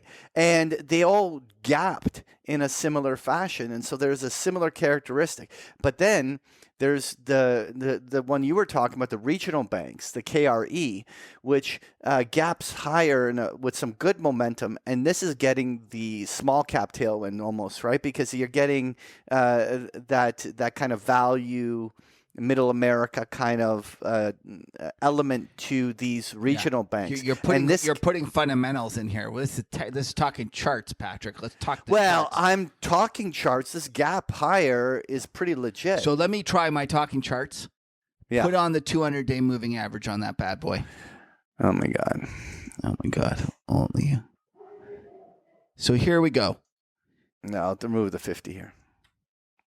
So there we go. Last week, we had it break the 200-day moving average, doing well. Now we're gapping higher, holding that gap. This is a technician's wet dream. Yeah. Well, what's particularly useful about beneficial about it is that even from a retracement perspective, let's just say that this backfills, right? And it just heads in the next week or two down, 10-15%, just giving back a chunk of the gain. Well, now all the high volume node zones, all the big consolidation lie right below the 200-day moving average and even below the Fibonacci zones. And so even a consolidation like this would be just a base from which bulls will lean on to launch it higher. And so I would be buying dips on all pullbacks on this thing. I don't know if we're going to get one. I think you're optimistic. I'm just saying that this is actually a good thing for the bulls, because that means even if one of those happened, it's still actually it's still, like, you know what I mean? If it just keeps going, then that's cool. Like, but the point is that odds are in the bulls' favor completely. Yeah. So we've just Gucci'd this thing like to high L. Okay, what else have we got here? Walk us through the other things you wanted to go through. By the way, I wanted to talk about these healthcare stocks, which all bumped higher. Now, we were talking about that pot. Let's go biotech. What the heck? Like, what a crazy move on Biogen. First, higher on that news, and then the FDA doesn't approve, and then they gap lower. Isn't that the most ridiculous pop and drop that you've ever seen? Biotech stocks are just for another breed of trader. It is unbelievable. But now let's go to the kind of pharma names. Let's go to the main healthcare space, right? The Johnson and Johnsons of the world. But we had a very clear and distinct breakout in healthcare. And what's interesting is that Pfizer came out with the news, and Pfizer came out of the gate super strong and gave huge amounts back. But it's all the other pharmas that just kept going. It's actually funny, but like after the morning gap from Pfizer from that point on has been one of the worst performing pharmas, while the other ones go screaming higher. Just goes to show you can't chase things. Yeah. Often when something looks so obvious, it's obviously wrong. Yeah. One thing I would like to talk about here on the Talking Charts, Patrick, is that when this originally happened Monday morning, when I sensed that we were going to get this rotation, I wrote about it that I was very worried that this would cause disruption in the market. And I spoke about the quant crisis of 2007. Although most people don't realize it or have forgotten it, there was actually a violent rotation and all sorts of pain in 2007 when many of these kind of fancy quant funds, had 20, 30, 40% down drawdowns because of this rotation in the market. And I worried that this was going to happen in our current market. And I thought to myself, you know what, maybe this is the trigger that causes the stock market to sell off. And so that's when you talk about the prairie dog and how we rallied up and was immediately sold. That was almost on the news of this rotation. But I will tell you one thing, Patrick, I am extremely, hopeful and kind of encouraged by the fact that this rotation has occurred, and yet the stock market seems to be grinding higher. And I think there's all sorts there's all sorts of articles about how this is supposed to, this sigma move, I think it's a 15 sigma move in value versus growth, and it should only happen once every million years or something, which again is just ridiculous. Anytime anyone starts talking about that, you just realize how bad, statistics in finance is messed up, because these 1 in a million seem to happen like every third year. Right. Having said that, it was a violent move. I was worried about it at first, that it was going to be the catalyst to start a sell-off, and it wasn't. And I'm really encouraged. I'm hopeful. I'm not. Yeah. I actually just what I think is that the selling has been in the Zooms and the Pelotons, which don't throw the weight around on the index. But if you start having the breaks in the Microsoft, Apples, Amazons, and those names, those actually have real index weighting, and that's when there'll be a drag on the S&P. Patrick, I'm fine with that though. Don't own those, or own an S&P equal weight. Yes, the S&P equal weight, that's a great idea. Yeah. But the RSP though, for those who want to play at home. RSP, yeah. But I will put it up. But like the point being is that those mega caps are gonna, like, there could be a broad stock market recovery, but those mega caps can be a huge drag. Actually, this is a beautiful chart. Like the way it's breaking out here on the upside, the equal weight S&P looks like it. I can pick them. Beautiful chart. Anyway, so no prairie dog there, baby. Anyway, let's move on a little bit. So industrials, look at that gap. It looks very similar. Like the industrials are working. What's interesting was this gap higher in aerospace defense, and it's now not all the airlines are moving, but like there's like General Dynamics is jumping. Boeing made the jump. Boeing had that kind of like gap out of this consolidation. Things are starting to roll up in these spaces as well. It's really interesting to see. Like the airlines, this is the JETS index. While there's a couple of them that have been dogging it. Generally, there's a deep consolidation, and so far this gap higher has been gap filling the downside, but this could have been a turn. Are we finally seeing those stocks that got murdered by the coronavirus? Is this the turn point? I don't know, what the jury's still out, but you got to pay attention, because these types of gaps are often how these things begin, these moves, and you therefore have to have this on your watch list and or in your account to just test out whether these are the turns, because otherwise you'll feel like the FOMO will start kicking in when these things are another 50% higher, right? Yeah. I don't think you should overthink it. Yeah. So, by the way, we were talking about the U.S. financials, but this is the Canadian banks ripped to a little bit of a higher high. This is the XFN. They're working as well. So anyway, that's what I want to touch on. And listen, before half of our millennial listeners shit on us for not talking Bitcoin, let's just have a quick look. Good for them. Well done, folks. Look at this thing go. Patrick and I own zero. So we are losing value in real terms, as they tell me all the time that I own fiat, and that by not owning Bitcoin, I'm losing out. And there's a perfect example. I think, Patrick, you and I just became 20% poorer this week. Didn't we? Because we don't have 100% of our portfolio in Bitcoin. How much is it up this week? Just this week? Yeah. You know what? Talking about sexy 14 charts, that thing just looks like it's about to explode, doesn't it? Well, this little sideways consolidation for 3, 4, 5 days is a springboard, so this thing could be at 18,000. Yeah, I hate to say it, but it looks bullish. We're going to goocher it. Yeah, they're going to all blame us. We don't know. They're all going to blame us. Yeah. Anyway, finally, I just want to touch on dollar. Looks like the dollar's rolling over. This just doesn't look good. Patrick, don't say shit like that. You're going to goocher my trade. But what I was going to say, it was the Canadian dollar.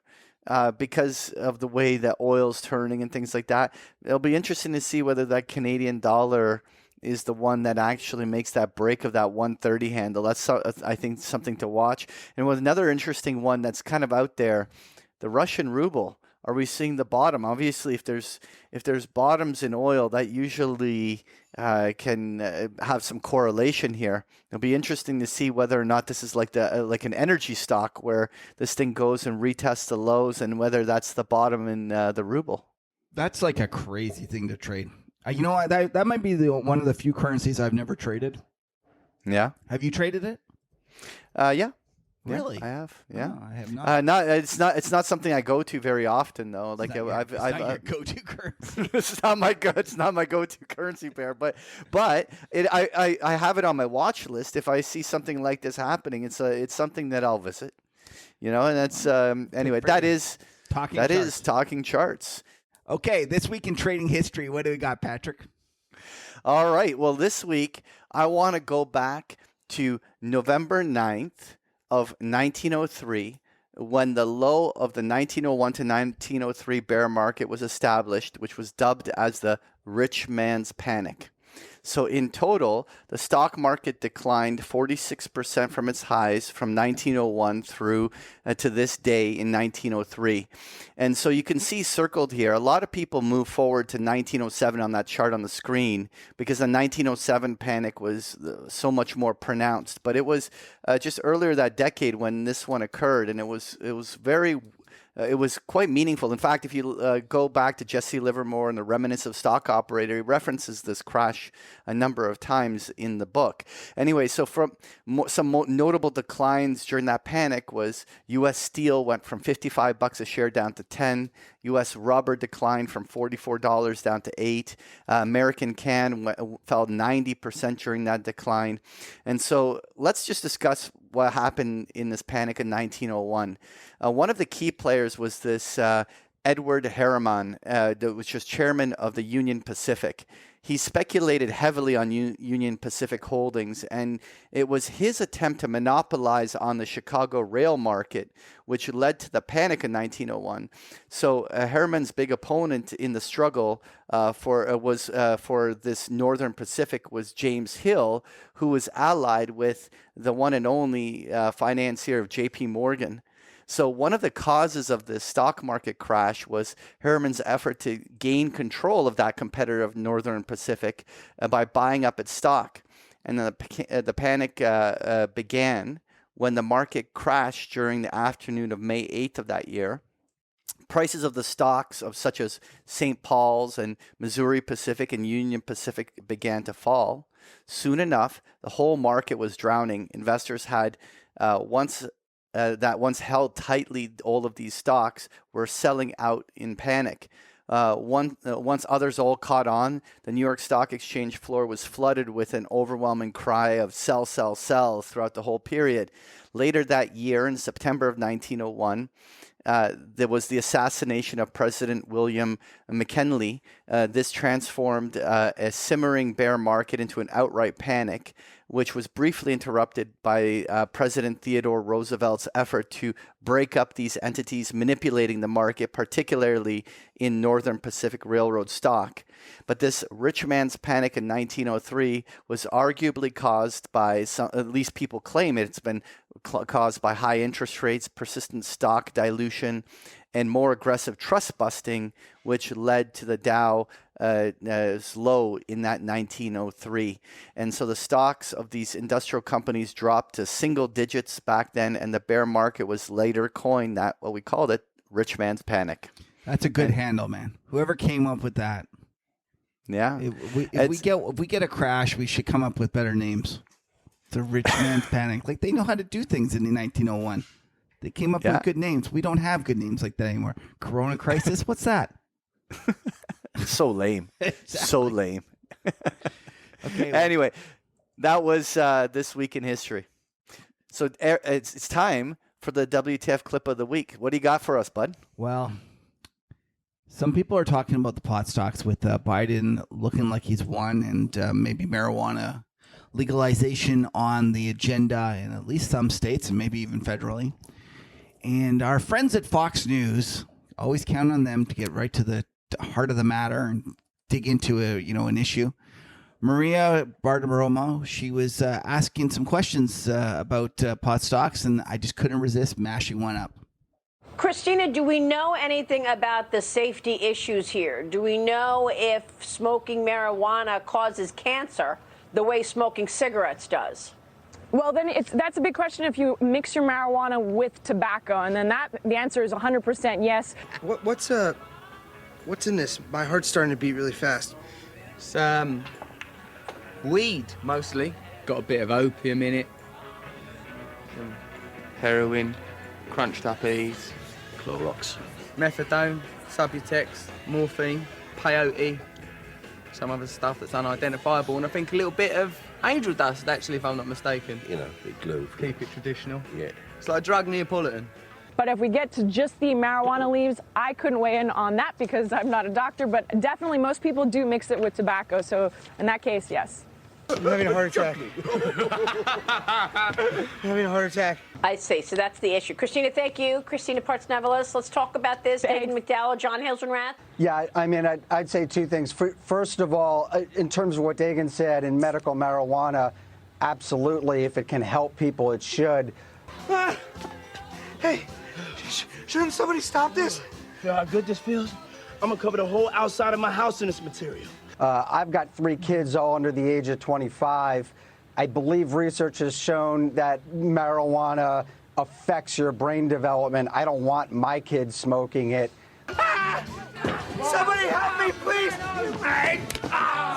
So I think we have to be careful about safety. The other thing I'd say is, in addition to state and local governments, I would say look at small business.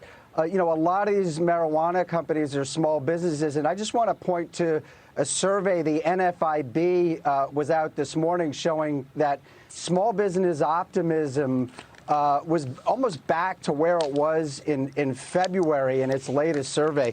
This is so rock star. I'm having a heart attack! Somebody take me to the hospital! It's on North Casino Way! Think about that. Small business, think for a second about what they've been through, and for them to be back, to where they were in February, that's a pretty impressive thing. Oh, Jesus. Why can't everything be this simple? I watched the whole movie the other day, Get Him to the Greek. It's an underappreciated movie. It's so good. Russell Brand is so good. Oh yeah, it's a fantastic movie. But what's even better is that clip from Fox. Like, you know what? Just this idea, like just debating, whether or not you put tobacco into your weed. I know. It's like, what the hell? Like, what does this have to do with weed? Like, weed is either weed. Like, It's like the tobacco part. You know what? Smoking marijuana, that's completely safe. But if you put some tobacco in it, that might actually cause some problems with your lungs. Right, and the degree of which you're drunk is depending on whether you have your Coca-Cola and how much booze you put into the Coca-Cola. It all depends, right? And plus, don't they know you don't mix tobacco with weed? You only mix it with hash. Everyone knows that. Amateurs. Amateurs. Not that I would know. On to the next topic. All right. It's time for No Stupid Questions. This is where we have Lena jump on here. Lena. So the first question here from one of the listeners is, hey guys, frequent huddler, love the show. In last week's episode during the Talking Charts segment, you quickly touched on defense stocks and how the Democrats are going to cut back spending in the sector, which is likely bearish, but Boeing has fabulously rallied this week on the back of the rotation out of growth to value names. Wondering if you could comment on how much fundamentals actually matter anymore, and should investors or traders be more focused on flows and positioning instead? Thanks. So, yeah, I guess that was me that mentioned defense stocks might be a sale. I think you're guilty as charged. I am guilty as charged.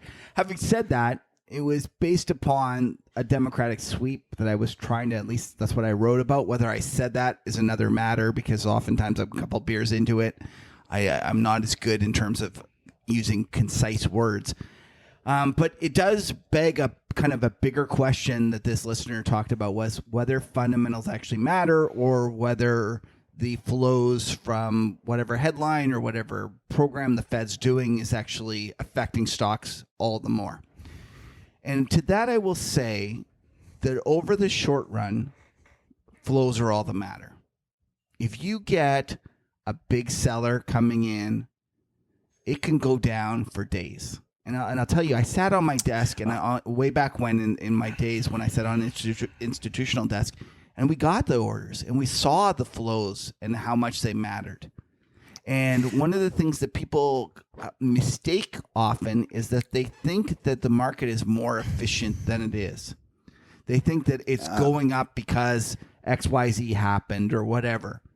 And I used to laugh, because I used to get an order to buy something from a big pension plan, and I'd be sitting there for 3 days buying the market, and I would go watch the news at night, and they would say the market's going up because blah, blah, blah. And I'd be like, the market's not going up because of that. Market's going up because I bought $1.5 billion of stock. And that's all. So listen, I completely agree in that the point you're making, but I think that there's another element that has to be added to here, which is that what fundamentals have already been priced in. The thing is that you can say fundamentally the situation is bad, but if everyone knew it was going to be bad, and then it became bad, and everyone's seen it getting bad, then it's already arguably been priced in. It's only if something further bad happens that then the market has to reprice this new information. And so the thing is that the point here is that always at a market bottom, things always look the worst. And it's already being to one degree or another priced in. So if you're going in there and doing your research and saying, no, things are fundamentally bad, so I have to sell. No, it's already been baked in. Yeah. You have no edge in selling Patrick, I completely agree with you. You've articulated that very well. Having said that, I do think that markets move over the short to medium run by flows increasingly more and more that are kind of the cause of Fed or whatever, but that eventually fundamentals. Flows are a fancy word for technical analysis, sir. Okay, well, anyways, you know what? You're a technician. So 1 second. Eventually, fundamentals matter. You will get a situation. Let's say that Boeing is a terrible company and that it's due to go down. You can get a month, even half a year, maybe even a year of it going up. But eventually, the fundamentals matter. It's just a question of timing. But you know what? A lot of times, by the time the fundamentals start to look bullish, the stock's already 50% off of its low. You have to have some sort of if you're waiting to do your fundamental analysis to catch the turn, it's hard to get an edge. Anyway, so that's that. Well, that's you know what? We probably didn't answer that question at all, but all we did was argue. Yeah. But that's fine. Let's go on to the second one. Lena, come back on here. This question specifically for Kevin, I think. Kevin loves to make fun of Patrick's chart voodoo and claims to here we know go. almost nothing about charting beyond the prairie dog formation. I call bullshit, but that is another topic. I call bullshit too. All right, good, perfect. Being a betting man, I am willing to wager a burger that Kevin has a Bloomberg terminal that presents him with all manner of charts. How does Kevin use those charts? If chart patterns are meaningless, why doesn't he just use quote screens? Okay, That's a good question, Kevin. So this listener is very wise and is obviously a terrific huddler because he's called me out correctly that I do not just stare at a bunch of quote screens and that I have charts and I use TradeStation and my Bloomberg and I do all those things. I guess where I would push back on the technical analysis is often the idea that this kind of, if it goes up, I'll buy it, and if it goes down, I'll sell it. And I know Patrick doesn't do that. A lot of times he does present me with more technical analysis that actually makes me think about things and might actually add some value. But too often I've found that that's the kind of typical technical analysis or technical analyst kind of response. And so I don't find that very helpful. And a lot of times I'm just like screaming at them, like, are you going to buy it or sell it? Or like, I don't need to know if it goes higher, I'll buy it. And if it goes down, I'll sell it. That's not really helpful. So yeah, I like to make fun of technical analysts, but I'm probably more of one than I care to admit. There you go. All right. So, Lena, why don't you tell everyone if they have any questions where they can submit it? Oh, we love getting all your questions. So if you have any questions for Kevin and Patrick, please submit your questions too. nostupidquestions@markethuddle.com. That's right. Thank you very much. Those were some great questions. And so it's time. I've been waiting. Skin in the game. To get into skin in the game. I won. Finally. You know what it is that I just need to start pitching them at you so that you can screw up your own trades. The problem was before it was I had to do all the picking. I think you let your biases rule you a little bit there for at the beginning. Oh, is that what it is? I think I played you a couple of times, but now it's looking. Oh, like you played me. I did. I took advantage of your biases. Oh my God! And you've started to figure it out. So I got to adapt again. But in the meantime, I got to win one because I haven't won one, so I got to win this one. So what do you got for us? Oh wait, let's tell. Well, about the game. we have to first, yeah. Okay, so Skin in the Game is a weekly opportunity for us to demonstrate that we are degenerate gamblers at heart. Every week, one of us presents a wager, and the other guy chooses which side of the bet he wants. Every wager needs to settle by the next episode, and the currency for the wagers is as follows. The lowest bet is a Duke and Duke, which is a crisp $1 American bill. Then it goes up to a pint of beer, followed by a burger bet, a pitcher, a case of beer, which for us Canadians is a 2-4, a bottle of wine, $100 limit, $50 limit for Patrick the cheap bugger, and finally the granddaddy of them all, the steak dinner. The winner of the bet is obligated, I always almost mess that word up, to create a new bet for the following week. All wagers settle in full. This is the important part. And there will be no netting of positions. This is like pre-great financial crisis when there was no netting of positions. It's important. Yeah. Like physical delivery of all bets. So let's go over what I lost, first of all, how I lost. Yeah. So basically, we looked at the implied volatility of the January options on Treasury bonds, particularly through the TLT in this situation. And it was at last week, it was at 14.4%. And we were it was a straight on over under. And you chose over. And we closed at 13.7. Oh, I got tagged. Do you know what's ironic about this, Patrick? No.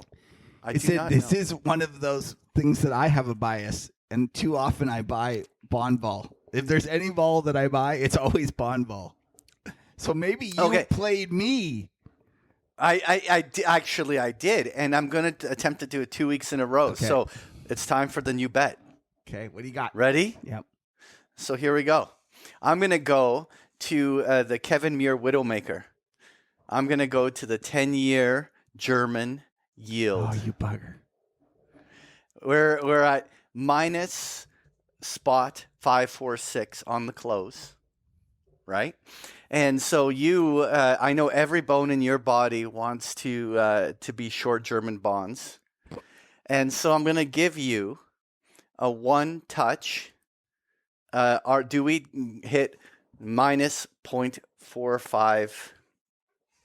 Okay, so first of all, you were wise to choose the German Bund. There's a joke about S&P E-mini profits or like S&P 500 futures profits. You never make any money. They just give you a loan. Well, there is a big credit for me in the Bund kind of bond pit because it owes you much. They owe me a lot of money. So yeah, I'm terrible at this trade, and I'll be the first to admit it. So it's a one touch at minus 45. Yeah. Patrick, I got to take that. Of course it's going to touch minus 45. Well, it's only 1 week, though. You have till next Friday. Yeah, I'm taking Perfect. it. I'm done. That's it. I know. That's wise right. bet, though. Wise bet. I'm going to lose this one because I always lose on the Bund. Very smart. Well done. But I got to go with my gut. It's a Widowmaker, so let's see if I can get a steak dinner out of this Widowmaker. Let's see where... Yeah, I'm not going to... Well...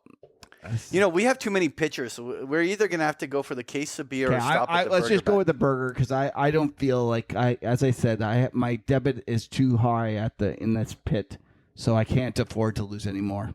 So burger it is. All right, burger bet it is. All right, so minus 45 basis one touch, points. right? Like one touch. If it touches it, you win. Oh, God, let's pray. All right. Well done, buddy. Well done. Okay. You're figuring this out. I'm proud of you.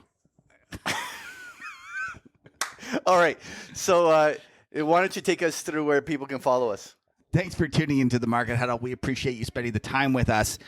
Big thanks to Alex Manzara and Jeff Desjardins, two great guests. Please also give us a follow at the Market Huddle on Twitter. We're there every day. Give Lena a shout out. She gets really sick and tired of talking to Patrick and myself. You can listen to the Market Huddle on all networks: Google Podcasts, Podbean, Spotify, Android Play, iTunes, and YouTube. A lot of people watch on YouTube to see all of our charts and visuals. And while you're there, please like and subscribe to get our latest content. And please, if you could, give us a review on iTunes. I know some of you have done it, and we really, really appreciate it. It's a dumb game, but it makes a difference to Apple's algorithms and helps others find our shows. So it would help us out immensely. Patrick, where can they find you?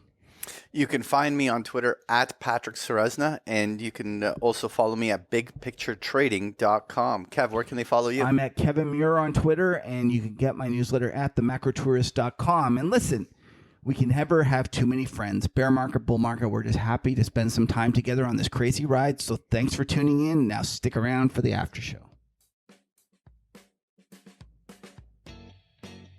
Lena, hop on. Hello. Hey. We got to talk about this beer. So I love it. Whoa. I don't know why. Yeah? I love it. Mine's like... Were you already drunk before you started drinking this beer? Yeah, maybe, but I love this thing. I don't even know, like, I shouldn't. Technically, on paper, this is not my beer. Yeah, I was going to say I picked this based on, I was so sure you were going to shit on it. You know what I think it is? I think I like the pale ale. So I think anytime it's a pale ale, I'm just like, even if you try to ruin it with fruit, I'm in there. All right. Yeah, there you go. So what would you rate it? It's...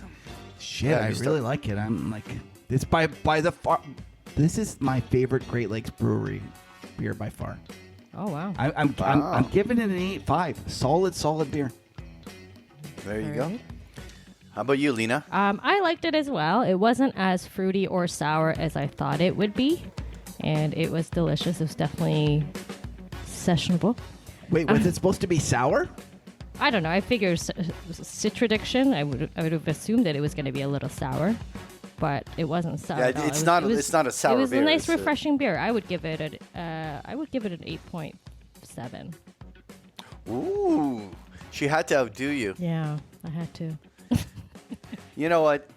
I'm gonna give it the 7.9 because I don't want to make it all 8s. It's I liked it though. You're letting people influence your score. You I am. That's Peer that's pressure. amateur hour.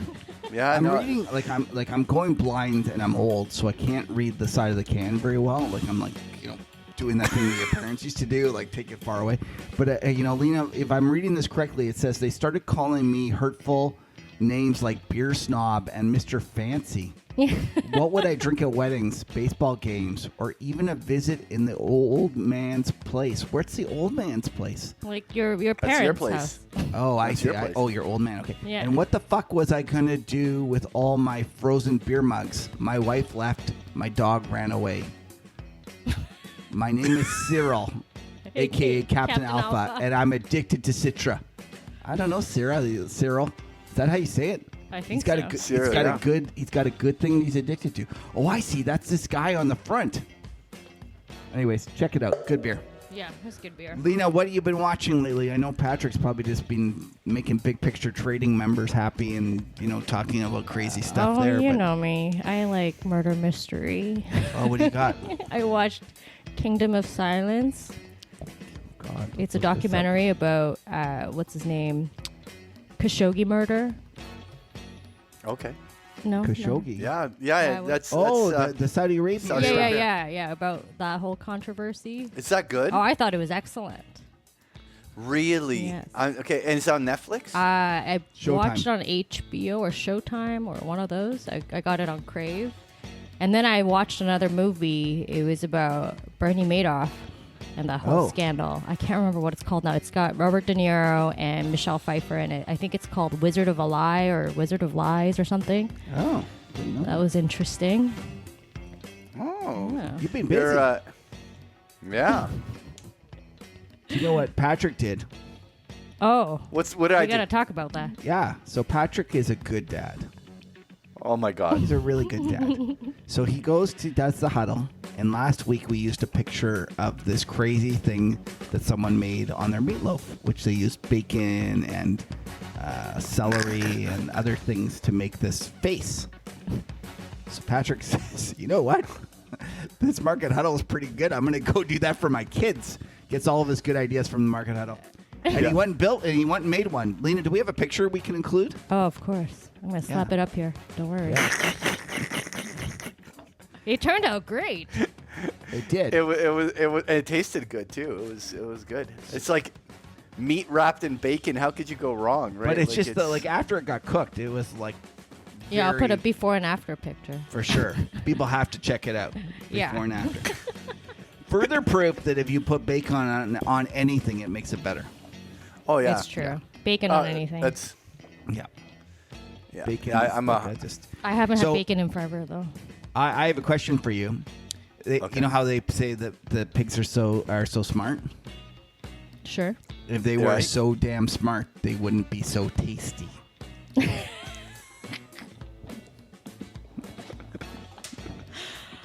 That's horrible. That's horrible, Kev. Yeah, I know. All That's this me. bacon talk is making me hungry. I know. Yeah. Oh, all right. Okay, well, is that it? We have nothing else to talk Yeah, about? well, I'm done. I'm Well, gonna tap Patrick's out. not It's- watching anything. He's making meatloafs for his kids. Well, you know what? My kids started punching through The Simpsons. Oh, And wait, how old I is this haven't, kid that's punching through The Simpsons? 9. Like it's a few of them are. Few of them are watching, but anywhere from like 11 to 18, and they went through all of the Family Guy, they went through all this, but they just weren't a part of the Simpsons, and they were just, it wasn't their thing, and so I grew up with Simpsons, but I haven't been watching it for the last decade, and. Just like I sneak in and watch a couple episodes with them and stuff like that. That's really good comedy. They're like The Simpsons. There's a reason the show has lasted that long on the air. Like it's. Oh, I that used to was- watch it's it just dubbed in back in the home country. Really? Yeah. Really? When I was growing up, I watched it dubbed, and then I came here, and then I started watching all the same episodes again in English. So, yeah. So wait, when you were in Korea, Yeah. did you speak English? No. I didn't even know the Really? full alphabet. Like I only knew like hello, good night. That's pretty much it. Lena, your accent's unbelievable because I would have never guessed that. Oh, good. Thank you. I would have never guessed that. I mean, I've been here for over 20 years, but I get it, but I still wouldn't have thought that was your. people used to ask me, they're like, "Oh, how did you learn English so fast?" And I said, "I just watched movies, like watch TV, you know, Simpsons. watch The Simpsons." Yeah, exactly. And that's how you learn. Don't read books. Watch TV. Like watch how people react and interact with each other and what kind of expressions they use. You know. Yeah. But for the first, like, I don't know, 2-3 weeks, I think, after we moved here, I obviously didn't know what French sounded like. So I was watching a lot of French movies, thinking that it was English.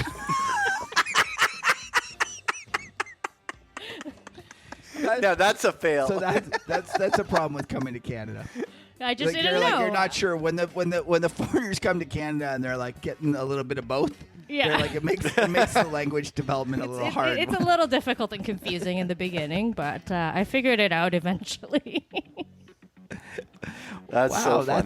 that's so how old were you when you came here? I was 11. Wow. Yeah. So it must have been pretty scary. You know what? I actually was so excited because where we were living before we had moved to Canada, we were in a very affluent neighborhood. We were like the poorest family in the affluent neighborhood sort of situation. Yeah.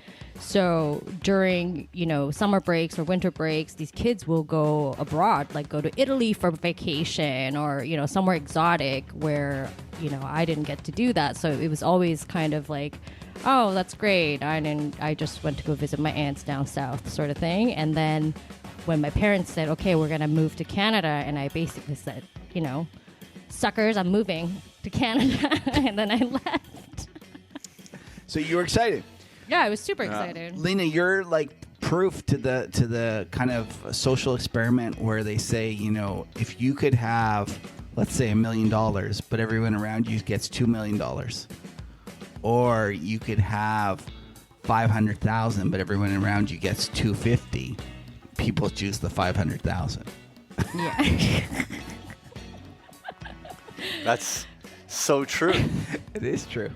But they honestly. Either way, I turned out okay, I think. You did. You're very nice. Rumor has it. You were right to get away from that affluent neighborhood anyways. Probably a bunch of Korean jerks. That's right. Bunch of jackasses. Like. All right. Okay. I won't say anything. I have a feeling if I said anything further, I was going to get myself into trouble. So I'm going to tap out. Yeah. Let's wrap it up here. Tap. Yeah. All right. Have a good weekend, Thanks everyone. for tuning in, everyone. Take care.